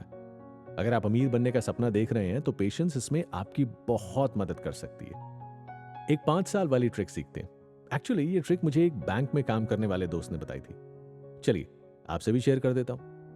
आप जो भी काम करते हैं, नौकरी या बिजनेस, करते रहिए और एक काम साथ साथ ये भी कीजिए कि अपनी कमाई का सीधा 30 से 40% हिस्सा हर महीने एफडी में डिपॉजिट करवा दीजिए। अब आया टाइम पेशेंस का। सब्र का फल हमेशा मीठा होता है, ये कहावत तो आपने सुनी होगी। अब कीजिए पूरे 5 साल का इंतजार। आपको अपनी हर एफडी को 5 साल के लिए बुक करना है। इसमें आपको बची हुई सैलरी या बिजनेस करते हैं तो उससे मिले प्रॉफिट से बाकी के काम चलाने। भूल जाइए कि 30% जो आपने एफडी के लिए निकाला था वो आपका पैसा है। कम से कम 5 साल के लिए तो भूल ही जाइए। आपको अपने जमा किए पैसों पर एक लमसम आइडिया दे दूं तो आप 2 लाख जमा करवाइए तो 5 साल बाद रिटर्न के रूप में 1 लाख या इससे ज्यादा भी कमा सकेंगे। सुनी सुनाई बातें हैं, लेकिन कई निजी बैंक आपकी एफडी का 11 साल में डबल पैसा भी रिटर्न करते हैं। इसके अलावा हर महीने कम से कम 1000 रुपए की एसआईपी खरीदिए, वो भी लगातार 5 साल के लिए। आप म्यूचुअल फंड में 1000 रुपए मंथली एसआईपी शुरू कर सकते हैं, जिसमें एक एवरेज के रूप में 12% तक सालाना रिटर्न रहता है। तो 5 साल बाद आपको 82,000 रुपए मिल सकते हैं। इसमें आपका इन्वेस्टमेंट 60,000 और 22,000 रुपए का वेल्थ गेन होगा। दोस्तों, ये कुछ पेशेंस से जुड़े और मनी मैनेजमेंट को लेकर काम आने वाली ट्रिक्स थी, लेकिन आप रोजाना के खर्चों पर भी तो कंट्रोल करेंगे या नहीं?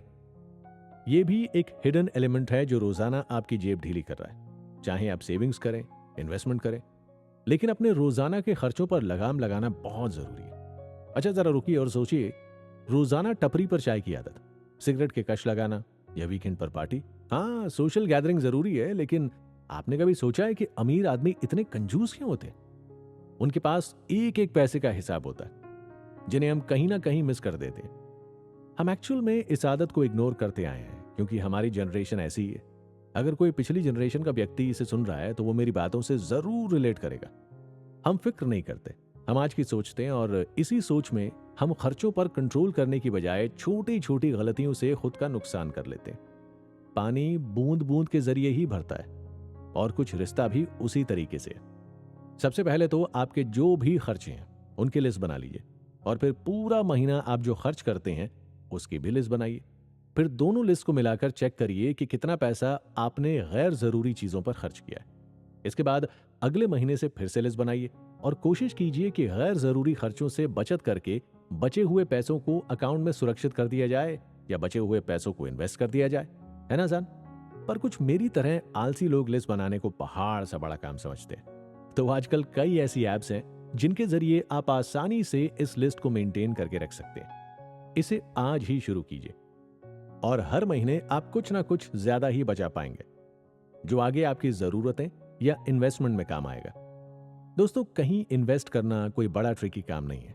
हो सकता है बड़े बुजुर्ग आपको इसकी इजाजत भी ना दें, हो सकता है वो हमारी इस चर्चा से सहमत ना हो, सबका नजरिया अलग हो सकता है, लेकिन पैसे की कद्र किए बिना कोई भी बड़ा आदमी नहीं बन सकता है। कुछ को तो ये भी लगेगा कि फालतू की बातें और इन्वेस्टमेंट नहीं करने के बाद भी मज्जानी लाइफ चल रही है, तो क्यों इतना जतन करें यार? वो जतन तो आप जॉब करने के लिए भी करते हैं और अपनी जरूरतों को पूरा करने के लिए भी। हाँ, हो सकता है कि आपको लग रहा हो कि ये तो नॉर्मल लाइफ की तरह जिंदगी गुजारना है, ना कोई मौज ना कोई शौक, बस मेरी बताई बातों पर इन्वेस्ट किया जाए और अपनी लाइफ को बोरिंग बना ले। आप में से ज्यादातर लोग प्राइवेट नौकरी से होंगे और जरूर सपना देखा होगा कि काश सरकारी नौकरी होती तो आज लाइफ में मौज काट रहे होते। मेरे साथ बने रहिएगा, क्योंकि अगले एपिसोड में हम प्राइवेट और सरकारी नौकरी को लेकर एक चर्चा करेंगे। मैं आपको बताऊंगा कि कैसे प्राइवेट सेक्टर में भी आप खुद को सिक्योर रख सकते हैं। पिछले एपिसोड में हमने नौकरी पेशा लोगों को लेकर चर्चा की। इसे आगे बढ़ाते हैं मेहता साहब के किस्से के साथ, प्राइवेट वर्सेस सरकारी नौकरी। चलिए, मैंने आपसे वादा किया था कि प्राइवेट नौकरी के फायदे बताऊंगा, तो बिना किसी मिसाल के आप मानेंगे नहीं। अरे भाई, बिना जांचे परखे आजकल कोई सुई भी नहीं खरीदता। खैर, समझाता हूं, आपके हर सवाल का जवाब दूंगा। अमीर बनना कोई सेकंडों का काम तो है नहीं। अगर होता तो आज मैं अपनी मिसाल दे रहा होता और ये इतना आसान होता कि आपको समझाने में पूरा कामयाब हो पाता। इसीलिए मैं लाया हूं कहानियां, सच्चे किस्से जो आपको रियल लाइफ से रिलेट करेंगे और थोड़ा बहुत ही सही लेकिन सोचने पर मजबूर करेंगे कि क्या मैंने अपने पैसों के साथ अपनी बचत के साथ जस्टिस किया या नहीं। चलिए बताता हूं इस नॉर्मल लाइफ के पीछे छुपी लग्जरी का रहस्य। एक है मेहता साहब, सरकारी बाबू के पद पर थे, अब रिटायर हो चुके हैं। सुना है अपनी नौकरी के दिनों में बहुत ऑर्थोडॉक्स विचारों वाले थे, बेहद कंजूस। इनसे ज्यादा तो इनके पड़ोसी राव साहब अपनी प्राइवेट नौकरी में मौज करते थे। ये कहने की बात ही है कि प्राइवेट नौकरी में झंझट बहुत है, लेकिन आप मानेंगे सरकारी बाबू से कहीं ज्यादा सैलरी राव साहब की थी। दोस्तों, ये ट्रेंड आज भी नहीं बदला है और आगे भी नहीं बदलने वाला है। खैर, आगे बढ़ते हैं। अपने मेहता साहब स्कूटर से आते जाते तो लोग खिल्लियां उड़ाते और कहते, भाई साहब सरकारी दामाद हो तो इतनी भी क्या कंजूसी, एक बढ़िया बाइक ले ही लो। लेकिन मजाल कि कोई मेहता साहब के स्कूटर प्रेम का ब्रेन वॉश कर सके। अक्सर वो कहते, चल तो रहा है ना, पेट्रोल तो उतना ही पीता राव साहब जितनी आपकी बाइक। दिन गुजरे, मेहता साहब रिटायर हुए। आपको पता है, आज मेहता साहब के पास कॉलोनी का सबसे बड़ा बंगलो है। उनके पास मेरे ख्याल से कोई 15-20 लाख की बड़ी सी एक्सयूवी कार है। मुझे तो मालूम नहीं, लेकिन सुना है कि अपनी बिटिया की शादी में उन्होंने कोई 50 लाख का खर्चा किया होगा। आज जब वो अपने बंगलों से निकलते हैं तो जरा इमेजिन कीजिए कितना रुतबा होगा जब चमचमाती कार उनके बंगले से निकलती होगी। उफ, राव साहब के बारे में तो भूल ही गया।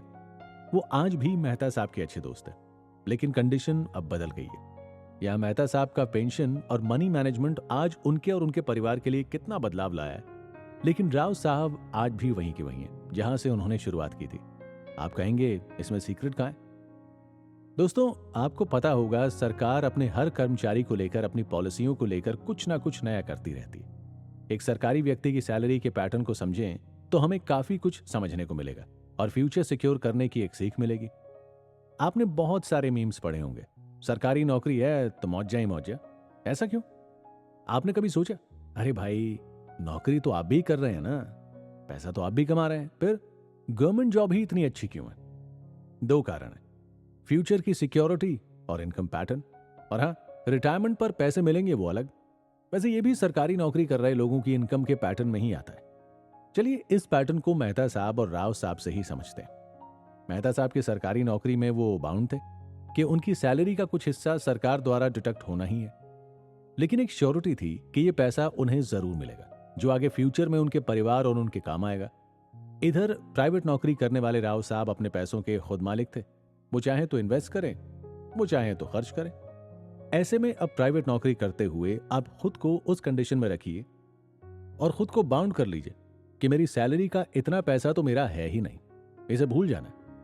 क्या आपने महसूस किया कि आप भी किसी गवर्नमेंट जॉब वाले के बराबर नहीं बल्कि ज्यादा ही कमा रहे हैं? तो क्यों प्रोविडेंट फंड की तरह हम भी सैलरी के उस हिस्से को कुछ सालों के लिए भूल जाएं? सोचिए, कुछ समय बाद जब लाखों में उसका रिटर्न मिलेगा तो क्यों ना इसे आजमाएं? हाँ, ये ना समझ बैठे कि सरकारी नौकरी है तो लाइफ सेटल हो गई, बल्कि आसपास देखेंगे तो पाएंगे कि कई लोग ऐसे हैं जो आज भी मिडिल क्लास के ही हैं, क्योंकि उनकी इनकम आपसे बेहद कम है। बस उन्होंने अपना फ्यूचर सिक्योर कर लिया, जो एक प्राइवेट जॉब वाला स्ट्रेस और काम की वजह से नहीं कर पाता है। आज प्राइवेट सेक्टर और भारत सरकार की ओर से कई ऐसी स्कीम्स भी हैं जो आपके रिटायरमेंट के बाद एक मुश्त पैसे तो देती हैं, साथ ही साथ कुछ हिस्सों में पेंशन भी देती हैं। बस केवल जरूरत है तो थोड़ा सा मनी मैनेजमेंट सिस्टम को समझने की।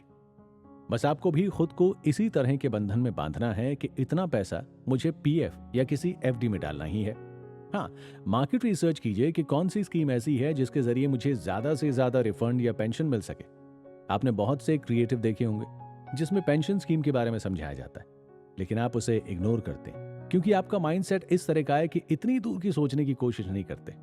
आप सोचते हैं भाई अभी उम्र नहीं है रिटायरमेंट की, बाद में सोचूंगा। ये सोचने से पहले आप ताजा सरकारी नौकरी लगे 24 साल के यंग लड़के का सैलरी पैटर्न याद कर लीजिए। उसकी इन्वेस्टमेंट शुरू हो चुकी है और आप इंतजार कर रहे हैं 50 पार होने का। ऐसी स्कीम आपकी लाइफ सिक्योर करने का एक जरिया होती है। ये आपको स्लो लग सकती है, लेकिन फ्यूचर सिक्योर करने का इससे अच्छा जरिया नहीं हो सकता। उम्र मायने रखती है तो आज आप करोड़पतियों की लिस्ट उठा लीजिए। 70% करोड़पति 45 की उम्र के बाद चर्चाओं में आए। हमें सबसे पहले अपने माइंडसेट के बारे में सोचना चाहिए। पैसे वाला बनने का सपना हर किसी का होता है और ये गलत नहीं है। हर कोई अमीर बनना चाहता है, पर उसके लिए पहले जरूरी है एक माइंडसेट और कुछ कर गुजरने की सोच। अभी आपको सोचना है कि अमीर बनने के लिए आप क्या करने के लिए तैयार हैं, कब तक करने को तैयार हैं, और सबसे जरूरी सवाल कि आज आपकी ऐसी कौन सी खर्चीली आदत है जिसको आप कुछ दिनों के लिए छोड़ सकते हैं, जिससे कि आप आने वाले समय में उसका मजा ले सकें। सबसे पहले तो आपको अमीर बनने की परिभाषा को बदलना होगा। हमारे लिए अमीर बनने के कॉन्सेप्ट में केवल लग्जरी जरूरी नहीं होनी चाहिए, बेहतर लाइफस्टाइल भी अमीरी से कंपेयर किया जा सकता है। समझते हैं कैसे? क्वालिटी ऑफ लाइफ का मतलब सबके लिए अलग अलग हो सकता है, लेकिन मेरी इस बात को सुनने के बाद आप मेरी बातों से अग्री करना शुरू कर देंगे। आपने अक्सर सुना होगा टाइम इज मनी, मतलब सीधा सा है, पैसा कमाना है तो टाइम मैनेजमेंट भी बहुत जरूरी फैक्टर है। पैसा फिर से कमाया जा सकता है, लेकिन बीता हुआ समय लौटकर दोबारा वापस नहीं आता। समय का मतलब है कि आपने इसका इस्तेमाल कैसे किया, आपने खुद को कितना पंक्चुअल रखा और समय को बर्बाद नहीं होने दिया। दोस्तों, अगर आप समय की इंपॉर्टेंस समझ गए तो सोच लीजिए आपने अधिक लड़ाई जीत ली। अगर आप इस कहावत के डीप कॉन्टेक्स्ट को समझते हैं तो हर एक मिनट का सही सही इस्तेमाल करना, वो भी सही दिशा में, इस सिचुएशन में आपको धन कमाने से कोई नहीं रोक सकता और आप फाइनेंशियली स्ट्रांग भी बन जाते हैं। अब जरा इसका उल्टा सोचें तो एक व्यक्ति अपने मौजूदा समय का उपयोग ना करके उससे फालतू के कामों में बर्बाद करता है। अब इस तरह का व्यक्ति कभी सफलता नहीं पा सकता। इसीलिए जब समय ही धन है तो समय का नुकसान करना गरीबी की तरफ खुद को धकेलना है। अमीर होने का मतलब सिर्फ कमाना नहीं बल्कि समय को खरीदना है। मान लीजिए आपके पास 1 लाख हर महीने के एसेट्स है जो आपको मंथली 50 से 60 हजार की इनकम भी दे रहे हैं। तो क्या कल से आप 50 साल की उम्र तक नौकरी के बारे में सोचेंगे? नहीं। अगर आप 40-42 साल की उम्र तक ये गोल हासिल कर लेते हैं तो सोचिए फ्यूचर में आने वाले 20 साल का समय आप वो सब कर पाएंगे जो आप अपने समय के साथ करना चाहते हैं, यानी घूमना, लग्जरी लाइफस्टाइल, फ्यूचर की सिक्योरिटी, बच्चों का भविष्य और ना जाने क्या क्या। आसान भाषा में कहें तो आपने अपनी एसेट की मदद से आने वाले 15 से 20 साल खरीद लिए। है ना कमाल की बात? हमने प्राइवेट वर्सेस सरकारी नौकरी में यह सीख लिया कि सैलरी पैटर्न को कैसे फॉलो करना है। अब जरा आपकी इनकम बढ़ाने पर भी बात कर लेते हैं। अच्छा, जरा सोचिए, मान लीजिए कि आपका बैंक दिवालिया हो गया और आपकी रखी सेविंग्स गई। भगवान ना करे ऐसा हो, लेकिन भविष्य में क्या होना है ये ना तो आपको पता है और ना ही आपके बैंक को। इकोनॉमिक इश्यूज के जानकार कहते हैं कि अगर बैंक दिवालिया या डिफॉल्टर हो जाता है तो कस्टमर को कॉम्पनसेशन के रूप में 1 से 2 लाख रुपए का क्लेम ही मिल पाता है। इस बात से कोई फर्क नहीं पड़ता कि आपने बैंक में 1 लाख रखे हैं या 1 करोड़। बैंक के बंद होने की सूरत में आपके हाथ कुछ नहीं आने वाला। दूसरी तरफ अगर आप कुछ ऐसे इनकम के तरीके ढूंढते हैं जिससे कि एक तय टाइम विंडो में आपको लगातार पैसा मिलता रहे, तो इसे आप अपनी इनकम स्ट्रीम मान सकते हैं। याद रखिए, ये सोर्स ऑफ इनकम बिल्कुल नहीं है। कैसे? दोनों में फर्क भी समझ लीजिए। दोनों में फर्क यह है कि यदि कल एक बैंक आपका पैसा लेकर बंद भी हो जाए तो आपके पास इस ऑप्शन से किसी और बैंक में पैसा लेने और उपयोग करने का एक और तरीका मिल सकता है। मतलब या तो आप प्लान ए नहीं तो प्लान बी के जरिए अपनी इनकम और फ्यूचर को सिक्योर कर सकते हैं। इसी को आसान भाषा में कैश फ्लो कह सकते हैं। वो कहते हैं ना, बहता हुआ पानी हमेशा साफ होता है और ठहरा हुआ पानी गंदा होने के 100% चांस होते हैं। ज्यादातर हमारी इनकम का सोर्स सैलरी होता है, जिसके जरिए हम अपनी रोजाना की जरूरतों को पूरा करते हैं। इसे हम मंथली इनकम कैश फ्लो के रूप में देखेंगे, यानी महीने भर में हमारी अकाउंट में कितना कैश आ रहा है। अब आपकी इनकम का सोर्स क्या है? डेली कैश नहीं, वीकली कैश वो भी नहीं, वो है मंथली कैश, क्योंकि पूरे 30 दिन की राउंड साइकिल में आपकी जेब में पैसा आ रहा है। अब खर्चों पर गौर करते हैं जो लगातार फ्लो हो रहे हैं, यानी रोजाना 24 घंटे और अगले पूरे महीने तक। मतलब इनकम एक बार है लेकिन खर्चे रोजाना। इसका सीधा सा मतलब है कि आपके खर्चों का फ्लो डेली बेस है। अब आप ऐसे में पैसा बचाने की सोच रहे हैं। ऐसी कंडीशन में पैसा बचाना और खुद को आर्थिक रूप से मजबूत करना बहुत मुश्किल है। खर्चे के इस पैटर्न को डेली एक्सपेंसेस कैश फ्लो के रूप में देखा जाता है। इन्वेस्टमेंट के तरीकों को समझने के लिए अब आप इसी पैटर्न को उल्टा कर लीजिए, यानी अब वीकली इनकम कैश फ्लो के पैटर्न को फॉलो कीजिए और अपने डेली के फालतू खर्चों पर लगाम लगाइए। अब हुआ ये कि जहां आप महीने की इनकम पर डिपेंड थे, वो अब वीकली आने लगी है। इसके लिए आप फ्रीलांसिंग कर सकते हैं या अपना कोई ऐसा टैलेंट जिसके जरिए आप पैसा कमा सकते हैं, उसे फॉलो करिए। अब आपको खर्च करने का फ्लो और इनकम फ्लो दोनों ही एक तराजू में आ चुके हैं। पैसे में आप ज्यादा बचा पाएंगे और उन्हें अधिक से अधिक इन्वेस्ट करने का सोच सकेंगे। छोटी छोटी जरूरतों के हिसाब से इन्वेस्ट करें, जैसे digital gold, YouTube channel, crypto, digital products, drop shipping और म्यूचुअल फंड्स के डायरेक्ट प्लान। आपको कल से ही इस मिनी डिसिप्लिन को फॉलो करना है। देखिएगा, महीने के अंत में आप ज्यादा पैसा कमा रहे होंगे और साथ ही एक इनर पीस का अनुभव भी कर रहे होंगे। साथ ही अगर आप ज्यादा खर्चीले किस्म के हैं तो आप ये भी देखेंगे कि इनकम के कंपैरिजन में खर्चा अब कम हो गया। सीधा सा गेम है। अब आप ज्यादा कमा रहे हैं लेकिन खर्चे वही हैं। आपका इनकम फ्लो भी तो महीने से वीकली हो गया है ना। फिर भी समस्या हर बार माइंडसेट पर आकर अटक जाती है। ट्रिक्स और टिप्स सफलता की गारंटी नहीं देते, बल्कि सेल्फ कॉन्फिडेंस और मेंटल स्टेबिलिटी के साथ पेशेंस आपको सफल आदमी बनाता है। आपके साथ करोड़ों लोग हैं जो देश में अमीर बनने का सपना देखते हैं। सब आप ही की तरह रोज रात को यही सोचकर सोते हैं कि कल से शुरुआत करूंगा, लेकिन अपने मकसद पर टिके रहने वाले महज 10-15 लोग ही होते हैं जिनकी कहानियां पढ़कर हम दोबारा से उन्हीं सपनों को देखते हैं। खुद से सवाल कीजिए, क्या मैं उस टारगेट को अचीव करने के लिए तैयार हूं, या मैं उन लोगों में से हूं जो पहली चोट पड़ते ही वापस भागकर वहीं चला जाऊंगा जहां से शुरुआत की थी। खुद को टटोलिए, सोचिए। तो असली सवाल यह नहीं कि अमीर बनने के क्या तरीके, असली सवाल यह है कि आपको अमीर बनने के लिए अपने आप में क्या बदलाव लाने पड़ेंगे। जब आप अपनी वो पर्सनैलिटी बना लेंगे, तब तो जो पैसा आपको चाहिए वो अपने आप आपके पास आ जाएगा। हमेशा याद रखिए, इन्वेस्टमेंट सिर्फ पैसों का नहीं होता। आप स्किल डेवलपमेंट करें, सीखने की कोई उम्र नहीं होती। आज एक बुजुर्ग व्यक्ति भी बच्चे से सीख सकता है, चाहे आप टीनेज हो या फिर 35 की एज में मैच्योरिटी को फील कर रहे हो। आपको स्किल डेवलप करने की कोशिश करते रहना चाहिए। ऐसे कई ऑनलाइन कोर्सेज हैं जिनके जरिए आप अपनी ही वर्क स्ट्रीम से जुड़ी नई चीजें सीख सकते हैं। इसका फायदा आपको प्रमोशन या फ्रीलांस में मिलेगा, यानी इनकम सोर्स बढ़ेंगे और आप ज्यादा कमाएंगे, तो जाहिर सी बात है ज्यादा खर्च करने की क्षमता भी बढ़ेगी। अगला काम आपको यह करना है कि आपको अपने गोल को डिसाइड करना है। आपको खुद से कुछ सवाल करने और एक डिसिप्लिन मेंटेन करना होगा जो टारगेट अचीव करने में आपकी मदद करेंगे। आपने जरूर महसूस किया होगा कि जैसे लोगों के साथ रहेंगे, हमारी मेंटालिटी भी वैसी ही हो जाएगी। कभी गौर किया जिंदगी भर शराब सिगरेट को हाथ न लगाने वाला लड़का अचानक कॉलेज लाइफ में क्यों बदल जाता है? हम रोजाना जो देखते हैं, सुनते हैं और महसूस करते हैं, हम वैसा ही फॉलो करने लगते हैं। तो बुरी चीजों में नहीं है, लेकिन अगर आप अपनी मिडिल क्लास के टैग से ऊंचा उठकर अच्छी लाइफस्टाइल चाहते हैं तो इसी मेंटालिटी के लोगों के साथ वक्त बिताइए जो आपकी तरह सोच रहे हैं। देखें और समझें कि वो किस तरह लाइफ को सीरियसली लेते हैं। हाँ, इस दौरान आपको कई लोग मिलेंगे जो अपना गोल डिसाइड नहीं कर पा रहे। बस आपको हारना नहीं है, आपको खुद को क्लियर रखना है। अक्सर हम कई छोटी छोटी चीजों को अनदेखा करते हैं जिनसे कई बार फ्यूचर में हमें पछताना पड़ता है। इसी से जुड़ा एक किस्सा आप लोगों से शेयर करना चाहता हूं। सर, मैं हेल्थ इंश्योरेंस कंपनी से महिमा बात कर रही हूँ। हमारी कंपनी के पास 10 लाख तक का कवर है, जिसमें आपको बड़ी से बड़ी बीमारी के लिए 8 लाख तक का मुफ्त कवर मिलेगा। आप 2 मिनट दें तो मैं आपको पूरा प्लान समझा दूं। दूसरी तरफ से आवाज आती है, अरे नहीं भाई, मुझे कोई हेल्थ इंश्योरेंस नहीं करवाना है। पता नहीं कहां कहां से नंबर मिल जाते हैं, इनको परेशान करके रखा हुआ है। कहते हुए विक्रम ने फोन काट दिया। विक्रम जयपुर में एक गारमेंट फैक्ट्री में काम करते हैं। ठीक ठाक कमा लेते हैं, लेकिन आजकल ठीक ठाक से काम नहीं चलता।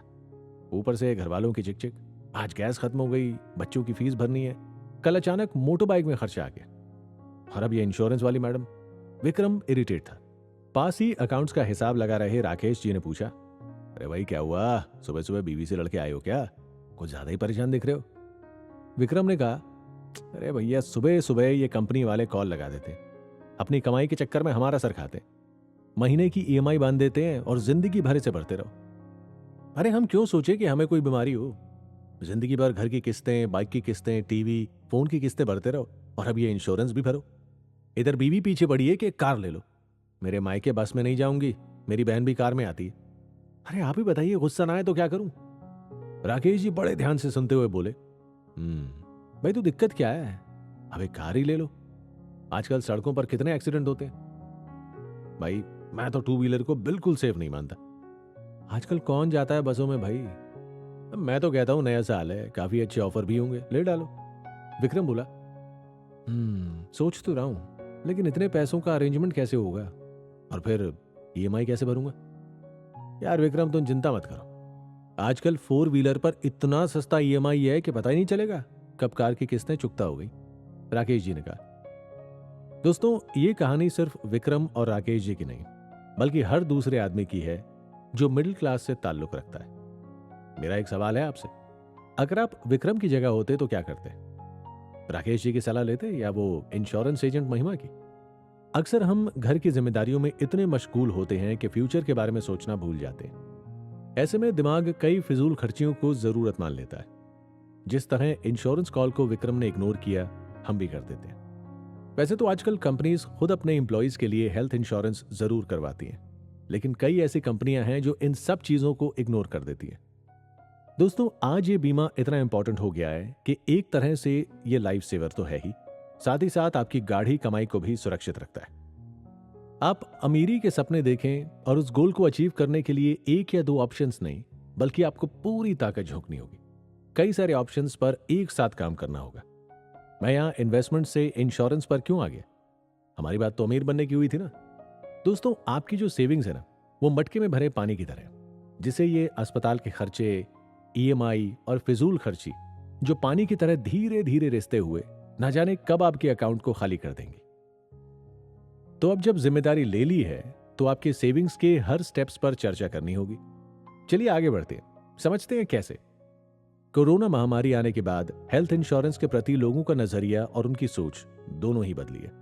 लेकिन ज्यादा अवेयर ना होने के कारण मिडिल क्लास के लोग इसे बेवजह का खर्चा मानते हैं। उनका सोचना होगा कि तब देखेंगे, यानी प्यास लगे तब कुआं खोदना। आप ना तो इसे लेकर गरीब हो जाएंगे, ना बहुत ज्यादा अमीर, लेकिन यह तय है कि आप भविष्य में किसी हेल्थ इमरजेंसी के खर्चों को बचा पाएंगे। ज्यादातर मेडिकल इंश्योरेंस में कैशलेस बेनिफिट मिलता है। आजकल मेडिकल खर्चे बहुत ज्यादा बढ़ गए हैं। ऐसे में अपने और परिवार की सुरक्षा के लिए हेल्थ इंश्योरेंस लेना बहुत जरूरी होता है। ऐसी पॉलिसी को खरीदने से आपको डबल बेनिफिट मिलता है। पहला, आपका मेडिकल कॉस्ट घट जाता है। दूसरा, टैक्स बचाने में मदद मिलती है। अगर आपके पास इनफ कवरेज है तो आप निश्चित होकर अपना जीवन गुजार सकते हैं। मैंने कई ऐसे लोग देखे हैं जिन्होंने मेडिकल भरते भरते अपने जीवन भर की कमाई कमा दी। आज वो लोग जीरो से शुरुआत कर रहे हैं। यानी कुछ 600 रुपए महीने बचाने के पीछे लाखों का खर्च कर बैठे। कई देशों में हेल्थ इंश्योरेंस को कंपलसरी कर दिया गया, लेकिन यह सोचने वाली बात है कि हमारे देश में ऐसा क्यों नहीं है। आज जिस तरह आप अपनी गाड़ी या टू व्हीलर का इंश्योरेंस करवाते हैं, ठीक ऐसे ही अपने परिवार का क्यों नहीं। जरा सोचिएगा और कमेंट बॉक्स में जरूर बताइएगा कि क्या हमारे देश में हेल्थ इंश्योरेंस कंपलसरी होना चाहिए या नहीं। मेडिकल इंश्योरेंस आपको जरूरत के वक्त मदद मुहैया कराता है। पैसों की तंगी के दौर में अगर आप या आपके परिवार के सामने कोई मेडिकल इमरजेंसी की स्थिति आती है, तो आप हेल्थ पॉलिसी के दम पर इसे आसानी से पार कर पाएंगे। अगर आपके पास हेल्थ पॉलिसी नहीं होगी तो आप परेशानी में फंस सकते हैं। कई राज्यों की सरकारों ने भी आज हेल्थ और एक्सीडेंट इंश्योरेंस की स्कीम चलाई है। जैसे राजस्थान सरकार ने 5 से 10 लाख के इंश्योरेंस की स्कीम चलाई, तो केंद्र सरकार द्वारा भी कई ऐसे बीमा हैं जिनका आप कैटेगरी वाइज फायदा उठा सकते हैं। तो ये तो कुछ छोटी छोटी चीजें जो आपको मनी मैनेजमेंट का फंडा सिखाती हैं। आप सोच रहे होंगे कि इन सब से हम अमीर कैसे बनेंगे। पहली बात, इंश्योरेंस में होने वाली इन्वेस्टमेंट से आप गरीब कभी नहीं होंगे। सोचिए, एक साथ 4 लाख सेविंग्स से निकालना पड़ता तो कितना मुश्किल होता। और तो और फ्यूचर में क्या होना है ये ना आप जानते हैं ना मैं।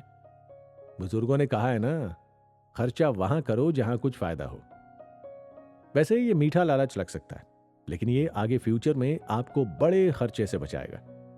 सब भूल जाइए, ये सोचिए आजकल कुछ इंश्योरेंस कंपनी ओपीडी से लेकर हर छोटे मोटे बिल्स को सिक्योर करने के लिए ऑफर दे रही है। ऐसे में आप अचानक आने वाले खर्चे से अपनी महीनों सालों की सेविंग्स का नुकसान होने से बचा सकते हैं। एक ही दिन में अमीरी, बिल्कुल सही सुना। एक दिन में अमीर बनने पर बेस्ड ये पूरा एपिसोड आपकी नींद उड़ा देगा। चलिए शुरू करते हैं। वैसे तो मैं क्रेडिट कार्ड के यूज को पर्सनली सही नहीं मानता। हो सकता है सबकी अलग अलग राय हो, लेकिन ये सबसे बड़ा ट्रैप है जो हमारी मेहनत की कमाई को खत्म कर रहा है।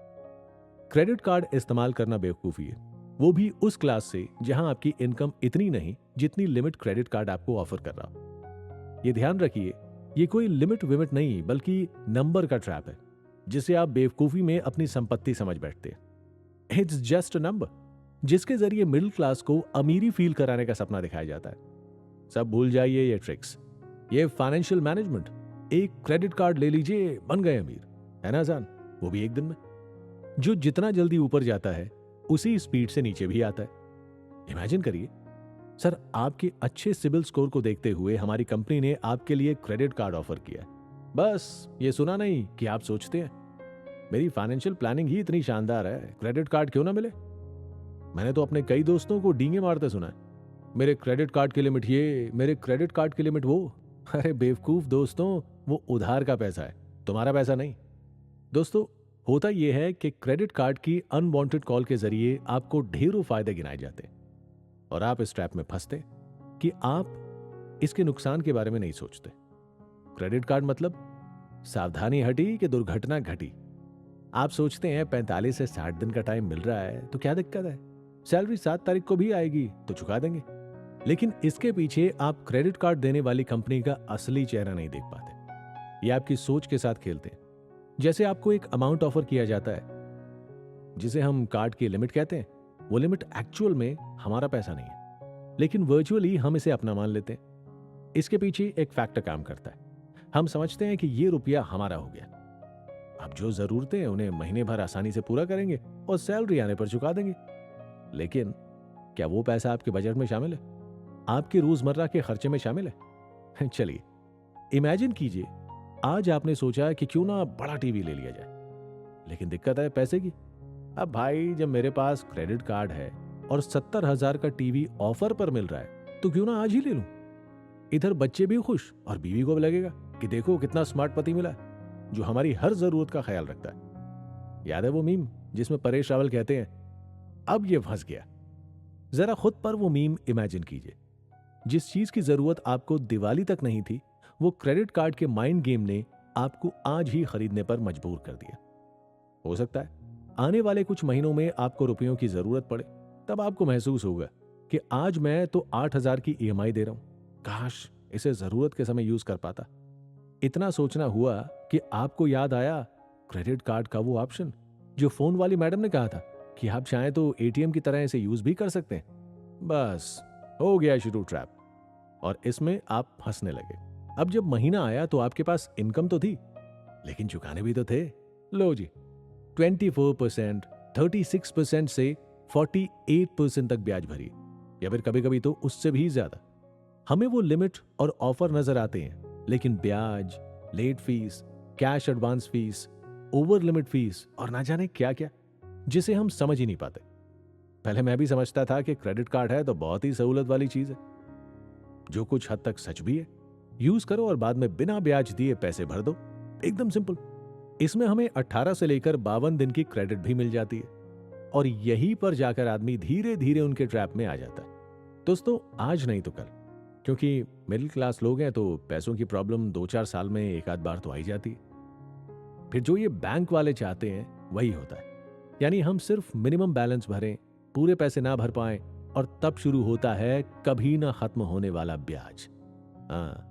दिखावे की अमीरी के लिए सबसे शॉर्टकट रास्ता यही है, लेकिन शॉर्टकट लेने वालों का हश्र आप और मैं अच्छी तरह से जानते हैं। हमें लगता है बस अगले महीने में पूरे पैसे भर देंगे, और फिर अगले महीने, और फिर अगले महीने, ऐसे ही ये सिलसिला चलता रहता है। और कभी हमने पूरा भर भी दिया तो भी आगे जाकर कुछ समय, महीने या साल बाद जाकर गाड़ी फिर अटकती है। फिर ब्याज का सिलसिला शुरू। एक बार कार्ड की लिमिट फुल हो गई तो हम या तो दूसरा कार्ड लेते हैं या पर्सनल लोन लेकर ज्यादा ब्याज वाले कार्ड का पेमेंट करते हैं। दोनों ही केस में आगे जाकर फंसते ही है। लोन भरते भरते किसी महीने में कैश क्रंच होने की शक्ल, हम कार्ड से कैश निकालकर लोन भरते हैं और आगे फंसते ही चले जाते हैं। कितना सुंदर सा दिखने वाला ट्रैप है ना। कार्ड बनाना कितना आसान है, लेकिन इसे बंद करवाने के लिए आपको कितने जतन करने पड़ेंगे, ये आप किसी क्रेडिट कार्ड धारी से ही पूछिए। ये ऐसा ट्रैप है जिसमें ब्याज की स्पीड हमारी इनकम से कहीं ज्यादा है। इस तरह आप धीरे धीरे बैंक के चंगुल में फंस जाते हैं। ऐसे में कार्ड ना लें तो सबसे अच्छा, और ले लिया तो कोशिश करें उसे बंद करवा दें। आप नहीं बंद करवाना चाहते तो एक कार्ड ही इमरजेंसी के लिए रखें, और वो भी जिसका कोई एनुअल चार्ज ना हो और ब्याज कम हो। कभी भी क्रेडिट कार्ड पर शॉपिंग ना करें, उसे इमरजेंसी के लिए रखें। इमरजेंसी मतलब एकदम इमरजेंसी, यानी या तो मेडिकल इमरजेंसी या फिर घर पर राशन ना हो तब। लिमिट जितनी कम हो उतना ही अच्छा है। बैंक लिमिट बढ़ाने की ऑफर दे तो ठुकरा दे। लिमिट बढ़ाना एक ट्रैप जैसा है। बैंक देखते हैं कि ये बंदा तो इतना अमाउंट हमेशा भर देता है, इसकी लिमिट बढ़ा कर देखते हैं, फिर ज्यादा खर्चा होगा और ब्याज मिलना शुरू। दोस्तों, गांठ बांध लीजिए कि कार्ड का इस्तेमाल इन चीजों के लिए बिल्कुल नहीं करना है। कार्ड का पेमेंट चुकाने, लोन का ईएमआई भरने के लिए, चेक क्लियर कराने के लिए या दोस्तों की शॉपिंग कराने के लिए जो बाद में देने का वादा करें। हो सकता है समय पर दे भी दें, लेकिन आपकी वाली डेट पर नहीं देंगे तो आपका लेट चार्ज लगेगा, और आप दोस्तों से चार्ज मांगे, ये तो गरीबों वाली बात हुई ना, तो दोस्ती में दरार पड़ेगी। कार्ड से कैश निकालने के लिए अपने क्रेडिट कार्ड का यूज बिल्कुल ना करें। मेडिकल इमरजेंसी में करें। दरअसल जब तक आपके मल्टीपल सोर्स ऑफ इनकम ना हो, क्रेडिट कार्ड नहीं लेना चाहिए। कभी भी स्टाइल या शौक या दिखावे के लिए क्रेडिट कार्ड ना लें। अगर आपका अपने खर्च पर काबू नहीं है तो भी कार्ड ना लें। जैसे किसी कार को चलाने के लिए सबसे ज्यादा इंपॉर्टेंट फैक्टर एक्सेलरेटर नहीं है, अच्छा ब्रेक होना जरूरी है। इसी तरह क्रेडिट कार्ड के कई फायदे हैं, पर उनको लेने हेतु आपको अपने खर्च पर पूरा कंट्रोल होना चाहिए। मतलब ये कि जिसके पास फाइनेंशियल मैनेजमेंट और डिसिप्लिन है वो इस सुविधा का अच्छा लाभ उठाएगा, और जिसके पास ये संतुलन रखने की योग्यता नहीं है वो भारी ब्याज की सूरत में सजा पाएगा। ऐसा अक्सर बिना कार्ड के भी हो जाता है। जब कोई पहचान का दुकानदार आपसे कहे कि कोई चीज पसंद आए तो साहब ले लो, पैसे बाद में आते रहेंगे, तो ये मत भूलिएगा कि वो सिर्फ उधार ही दे रहा है, चुकाने तो आपको ही है। मैं ऐसे कई लोगों को भी जानता हूं जो हजारों लाखों रुपए क्रेडिट कार्ड से खर्च करते हैं, जिन्होंने कभी भी क्रेडिट कार्ड कंपनी को एक पैसे का भी ब्याज नहीं दिया। वो लोग संपन्न होते हैं और उनके पास कमाई के बाद इतना मार्जिन हमेशा रहता है कि वो क्रेडिट कार्ड या महंगे सामान की ईएमआई भर सके। एक मिडिल क्लास होने के नाते फिलहाल ऐसे कार्ड से दूर रहें तो अच्छा है। आई होप मुझे यहां हर एज का व्यक्ति सुन रहा होगा। यह एपिसोड खासकर रिस्क लेने वालों के लिए बना है। कुछ लोग थोड़े में खुश हैं और कुछ सब कुछ पाना चाहते हैं। ये सब कुछ पाने में रिस्क भी बहुत है। चलिए शुरू करते हैं रिस्क से इश्क का सफर। नए साल में या भविष्य में पैसों को लेकर आपको ज्यादा परेशानी का सामना ना करना पड़े, इसके लिए सबसे जरूरी है कि आप इन्वेस्टमेंट के सही विकल्प चुनें। रिस्क लेने वालों के लिए मार्केट में बहुत सारे ऑप्शंस हैं। तो अगर आप पहले से इन्वेस्टमेंट कर रहे हैं तो उसे बंद कभी ना करें। इसमें मंथली इन्वेस्टमेंट या सिस्टमैटिक इन्वेस्टमेंट प्लान SIP भी बहुत जरूरी फैक्टर है। इसके जरिए आप आसानी से भविष्य की जरूरतों को लेकर फंड तैयार कर सकते हैं। बाजार में रिटेल निवेशकों के रूप में आपको लमसम पैसा डालने की जरूरत नहीं है। बाजार के जानकार कहते हैं कि SIP पैसा लगाने का सबसे बढ़िया तरीका है।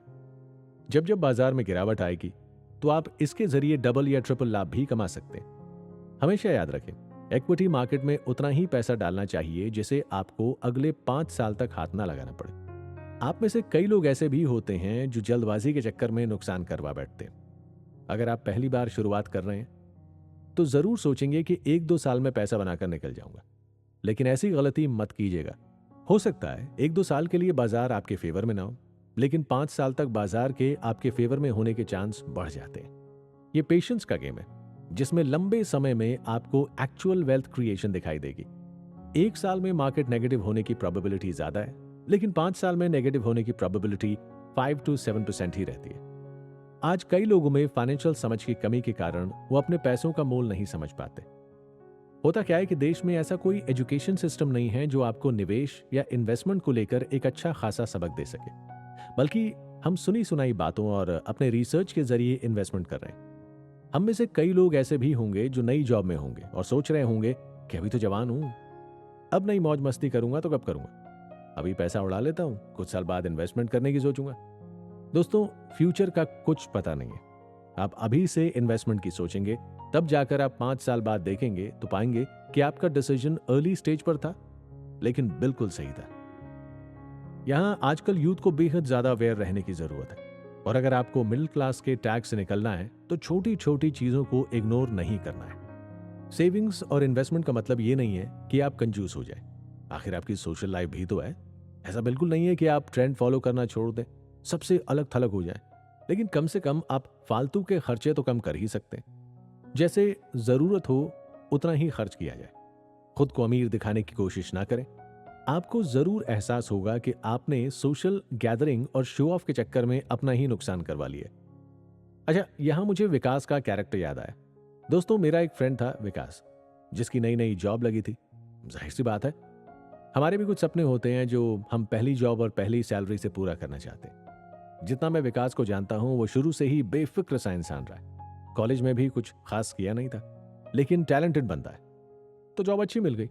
और आजकल IT से जुड़े लोगों को अच्छी खासी सैलरी पर नौकरियां मिल रही हैं। तो भाई साहब बहुत खुश हो रहे थे, और अब बारी थी अपने सपनों को पूरा करने की। पहले आप थोड़ा विकास के बैकग्राउंड को समझ लीजिए।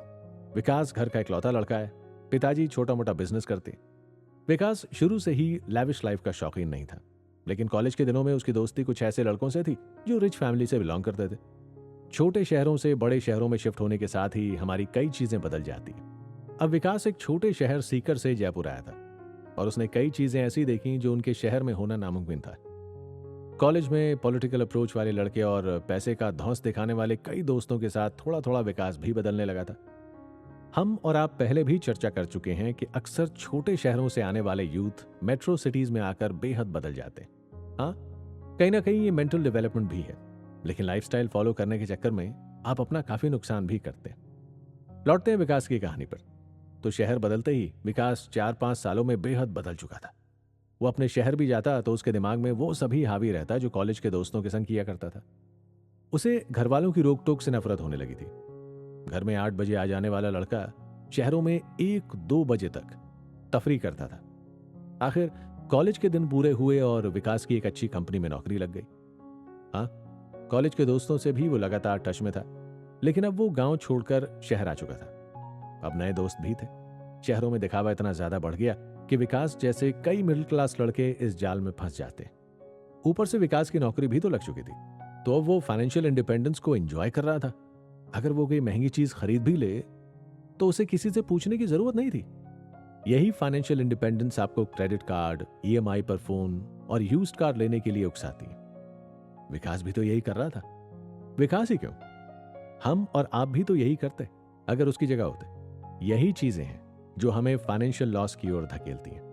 हम सोचते हैं काश ये खर्चा ना किया होता तो जरूरत के वक्त इन पैसों को काम में ले लेता। ट्रेंड को फॉलो करने और खुद को वेल सेटल्ड दिखाने के चक्कर में विकास के पास बढ़िया फोन भी था और क्रेडिट कार्ड भी। अब इन खर्चों और महीने के बिलों ने उसे ऐसा आदी बना दिया कि नौबत यह आ गई कि विकास को अपने घर से पैसे मंगवाने पड़ते थे। मैं कहता हूं आप बस इतना कीजिए कि कुछ छोटी छोटी चीजों का ध्यान रखिए, जैसे जितने कपड़े जरूरी हैं सिर्फ उतने ही खरीदिए। ऐसा ना हो कि आपकी क्लोजेट में 50% कपड़े ऐसे पड़े रहते हो जिनका आप यूज ही ना करते हो। बहुत महंगे फोन लेने की भी शुरू में जरूरत नहीं होती। अक्सर ईएमआई पर दिखने वाले फायदे बेहद नुकसान का सौदा होते हैं। आजकल 2 लाख में आने वाला फोन आपको 1200 रुपए में तो मिल रहा है, लेकिन आप उस लालच के पीछे छुपे पहाड़ जैसे लोन को कैसे चुकाएंगे? दोस्तों, हर साल कोई ना कोई नया फोन लॉन्च होता है। आप साल भर में अगर ईएमआई के जरिए फोन लेंगे तो कम से कम 3 साल तो चलाएंगे। इतने फिर कोई नया फोन मार्केट में लॉन्च हो जाएगा और फिर से आप ईएमआई के चक्कर में फंसते जाएंगे। इससे आपका ये नुकसान होगा कि आप अपने दोस्तों के बीच कूल तो कहलाएंगे, लेकिन फाइनेंशियल मामले में फूल नजर आएंगे। आप 1 साल में उन 2 लाख के इन्वेस्टमेंट से कहीं ना कहीं अच्छा इंटरेस्ट ले सकते थे। तो अगली बार कभी महंगा फोन लेने का मन में आए तो मुझे धन्यवाद जरूर कहना। ये काम तो ठीक है, साथ ही साथ आप जितना हो सके कर्ज लेने से बचें। अब ये कर्ज की नौबत ही क्यों आए? अगर हम अपने पैसे को सही इन्वेस्ट करें तो, और अगर आती भी है तो या तो वो बेहद जरूरी होगी या फिर आप किसी लग्जरी के लिए ये कर्ज ले रहे होंगे। यहां नेसेसिटी की बात है तो जरूर आप किसी हेल्थ इमरजेंसी के लिए उधार ले रहे होंगे। ऐसे में हमने पहले ही डिस्कस किया है कि ऐसी हेल्थ नीड्स के लिए आप इंश्योरेंस करवा सकते हैं, तो यह आगे बेहद फायदेमंद साबित होगा। इस दौर में जितना हो सके कर्ज लेने से बचें, क्योंकि अगर आप कर्ज लेते हैं तो आपको बाद में इसे लौटाना भी पड़ेगा। ऐसे में ये आगे चलकर आपके लिए प्रॉब्लम खड़ी हो सकती है। साथ ही किस्तों पर भी तब तक कोई सामान ना लें जब तक उसकी आपको बहुत जरूरत ना हो। हमने पैसा बनाने के सबसे शुरुआती और कॉमन ऑप्शन इन्वेस्टमेंट से चर्चा शुरू की। चलिए इन्वेस्टमेंट के अगले ऑप्शन को समझते हैं। आपने केजीएफ के रॉकी भाई की लाइफ देखी है? आपको लगेगा कि मैं ये अचानक इन्वेस्टमेंट से रॉकी भाई पर क्यों आ गया? बात गोल्ड की हो या रॉकी का नाम ना आए, आजकल कोई भी बात समझनी हो तो फिल्मी बनना पड़ता है। स्टॉक मार्केट से हटकर आज कई कंपनियां हैं जो गोल्ड और सिल्वर पर जमकर रिटर्न दे रही हैं। गोल्ड सिल्वर इन्वेस्टमेंट के हिसाब से बेहतर साबित होते आए। मार्केट एक्सपर्ट्स लॉन्ग टर्म के हिसाब से इसे अच्छा ऑप्शन मानते हैं। खासकर दुनिया भर के शेयर बाजारों के उथल पुथल के बीच गोल्ड हमेशा अच्छा रिटर्न देता है। इसमें अपनी बचत का 15 से 25% ही इन्वेस्ट करके ज्यादा रिटर्न कमा सकते हैं। हाँ, इसके साथ साथ आपने म्यूचुअल फंड का नाम भी सुना होगा। वैसे तो ये सिस्टमैटिक इन्वेस्टमेंट ऑप्शन है। इसमें इन्वेस्टर पैसा डायरेक्ट ना लगाकर फंड मैनेजर के जरिए इन्वेस्ट करता है। इसमें आप हर महीने अपनी सेविंग के हिसाब से पैसा लगा सकते हैं। हर साल 12 से 15% तक रिटर्न मिल जाता है। इसमें भी थोड़ा रिस्क है, क्योंकि ये भी स्टॉक मार्केट पर निर्भर होता है, लेकिन ये आपके रिस्क लेने की पावर पर भी निर्भर है। मैं ये नहीं कहता कि आपको रिस्क लेनी ही है, चाहे जो भी हो। मेरा मकसद आपको मिडिल क्लास के टैक्स से निकालने में मदद करना है। आपको कई ऑप्शन मिलेंगे जिनके जरिए आप अच्छा खासा पैसा कमा सकेंगे। इसके अलावा आप लो रिस्क वाले तरीके भी आजमा सकते हैं। आप आरडी अकाउंट में भी इन्वेस्ट कर सकते हैं। रिकरिंग डिपॉजिट में भी अच्छा रिटर्न मिलता है। इसके अलावा फिक्स्ड डिपॉजिट का भी ऑप्शन बेहतर है। ध्यान रहे, सारा पैसा एफडी में ना लगाएं, क्योंकि अचानक जरूरत पड़ने पर अगर आप एफडी तोड़ते हैं तो आपको कम ब्याज मिलेगा। कभी कभी बैंक टीडीएस भी काटते हैं। हमेशा ध्यान रखें, सिर्फ सेविंग्स के चक्कर में अपना नुकसान ना करें। आप नौकरी पेशा हो या बिजनेसमैन, अपनी सेविंग्स का करीब 25% लॉन्ग टर्म में इन्वेस्ट करें। लॉन्ग टर्म में पब्लिक प्रोविडेंट फंड और लाइफ इंश्योरेंस भी अच्छे ऑप्शंस हैं। पीपीएफ में इस वक्त 7.1% और ईपीएफ स्कीम में 8.5% सालाना रिटर्न मिल रहा है। बड़ा नहीं तो छोटा इन्वेस्ट करें। मंथली इन्वेस्टमेंट से शुरुआत करें ताकि धीरे धीरे इसे आप अपनी आदत में डाल सकें। सबसे पहले आपको मंथली एक्सचेंज के लिए एक बजट तैयार करना चाहिए और मंथ एंड में उन खर्चों को कंपेयर करें कि आपने अपने बजट के हिसाब से कितना ज्यादा या कम खर्च किया। चाहे आप सिंगल हो या फैमिली लेकर चल रहे हो, आपको इसकी आदत डालनी होगी। भगवान ना करे कभी किसी को फाइनेंशियल क्राइसिस का सामना करना पड़े, लेकिन आपको इसके लिए भी तैयार रहना होगा। आपको अपने घर खर्च के लिए कम से कम 3 महीने के लिए जरूरी पैसा एक इमरजेंसी फंड में रखना चाहिए। ये फंड आप बैंक के सेविंग अकाउंट या म्यूचुअल फंड के लिए लिक्विड फंड में बनाकर रख सकते हैं। इस फंड का इस्तेमाल सिर्फ इमरजेंसी में ही करने की कोशिश करें। अब सबसे पहला सवाल तो यही उठता है कि इन्वेस्टमेंट की जरूरत ही क्या है, कोई और तरीका भी होगा जिससे पैसा डबल किया जा सके। ज्यादातर इंडिपेंडेंस या मैं कहूं मिडिल क्लास लोग अक्सर यही कहते हैं कि इन्वेस्टमेंट करके क्या करेंगे, हम तो चले जाएंगे और बच्चे ऐश करेंगे। वो ये नहीं सोचते कि अगर उनके माँ बाप ने यही सोचा होता तब उनका क्या हुआ होता। हाँ, चाहे उस वक्त इन्वेस्टमेंट की इतनी अवेयरनेस नहीं थी, लेकिन कई पुराने सिस्टम पर गौर करेंगे तो पाएंगे हमारे से पिछली पीढ़ी ने जमीन या किसी न किसी पुराने मेथड के जरिए इन्वेस्ट जरूर किया होगा। बदलती जरूरतों और नए ट्रेंड्स ने ज्यादा बचत करने की परंपरा को आगे बढ़ाया है। कहते हैं ना, कमाने वाले को मालूम होता है पैसा कैसे कमाया जाता है, बैठकर खाने वाले इसे हाथ का मैल कहते। चलिए आगे बढ़ते हैं और इन्वेस्टमेंट के इस टॉपिक को समझते हैं। मान लीजिए कि आप 50,000 रुपए हर महीने कमाते हैं और 30,000 रुपए आपका महीने का खर्च है और आपकी मासिक बचत तकरीबन 18,000 से 20,000 रुपए होती है। आपके रिटायरमेंट के बाद अगर खर्चे भी बढ़ेंगे तो तब आपका अभी से किया इन्वेस्टमेंट आपके बेहद काम आएगा। अगर आप इन्वेस्टमेंट को गैर जरूरी मानेंगे तो रिटायरमेंट के बाद आप क्या करेंगे वो सोच लीजिए। जब आपकी पूरी सेविंग खत्म हो जाएगी, जिंदगी की गाड़ी कैसे चलेगी? अंत में यही कहूंगा कि फ्यूचर को सिक्योर करने का सोचें। आज का फायदा कल का नुकसान ना बन जाए। अभी वक्त है और नए नए जॉब पर लगे हैं तो एफडी या आरडी खुलवाने का प्लान बनाएं। किसी अच्छी सी पेंशन प्लान को चुनें ताकि वो आपके फ्यूचर का सहारा बने। इसमें आपको कुछ सालों तक हर महीने पैसे बैंक में जमा करने होते और रिटायरमेंट के बाद वो आपको पेंशन के रूप में मिलते रहेंगे। या फिर थोड़ा पैसा स्टॉक मार्केट में लगाकर उससे भी अच्छी खासी इन्वेस्टमेंट कर सकते हैं और पैसा कमा सकते हैं। देखिए, स्टॉक मार्केट में पैसा लगाना जुआ नहीं है। अगर आप उस जुए को यूज करेंगे तो वो गलत होगा, लेकिन आप एक बिजनेसमैन की तरह इन्वेस्टमेंट करोगे तो आप कभी भी लॉस में नहीं जाओगे, बल्कि प्रॉफिट में ही रहोगे। एक अच्छे निवेशक बने और अच्छे स्टॉक का चयन करें और उस पर इन्वेस्टमेंट करें और थोड़ा इन्वेस्टमेंट पेनी स्टॉक पर भी जरूर करें। रिस्क लें, क्योंकि रिस्क लेना जरूरी है। रिस्क लेने से ही आपकी लाइफ में बदलाव आते हैं। बिना रिस्क के कुछ नहीं होता। सिर्फ उतने ही पैसे इन्वेस्ट करें जिन्हें आप लंबे समय तक रख सकें।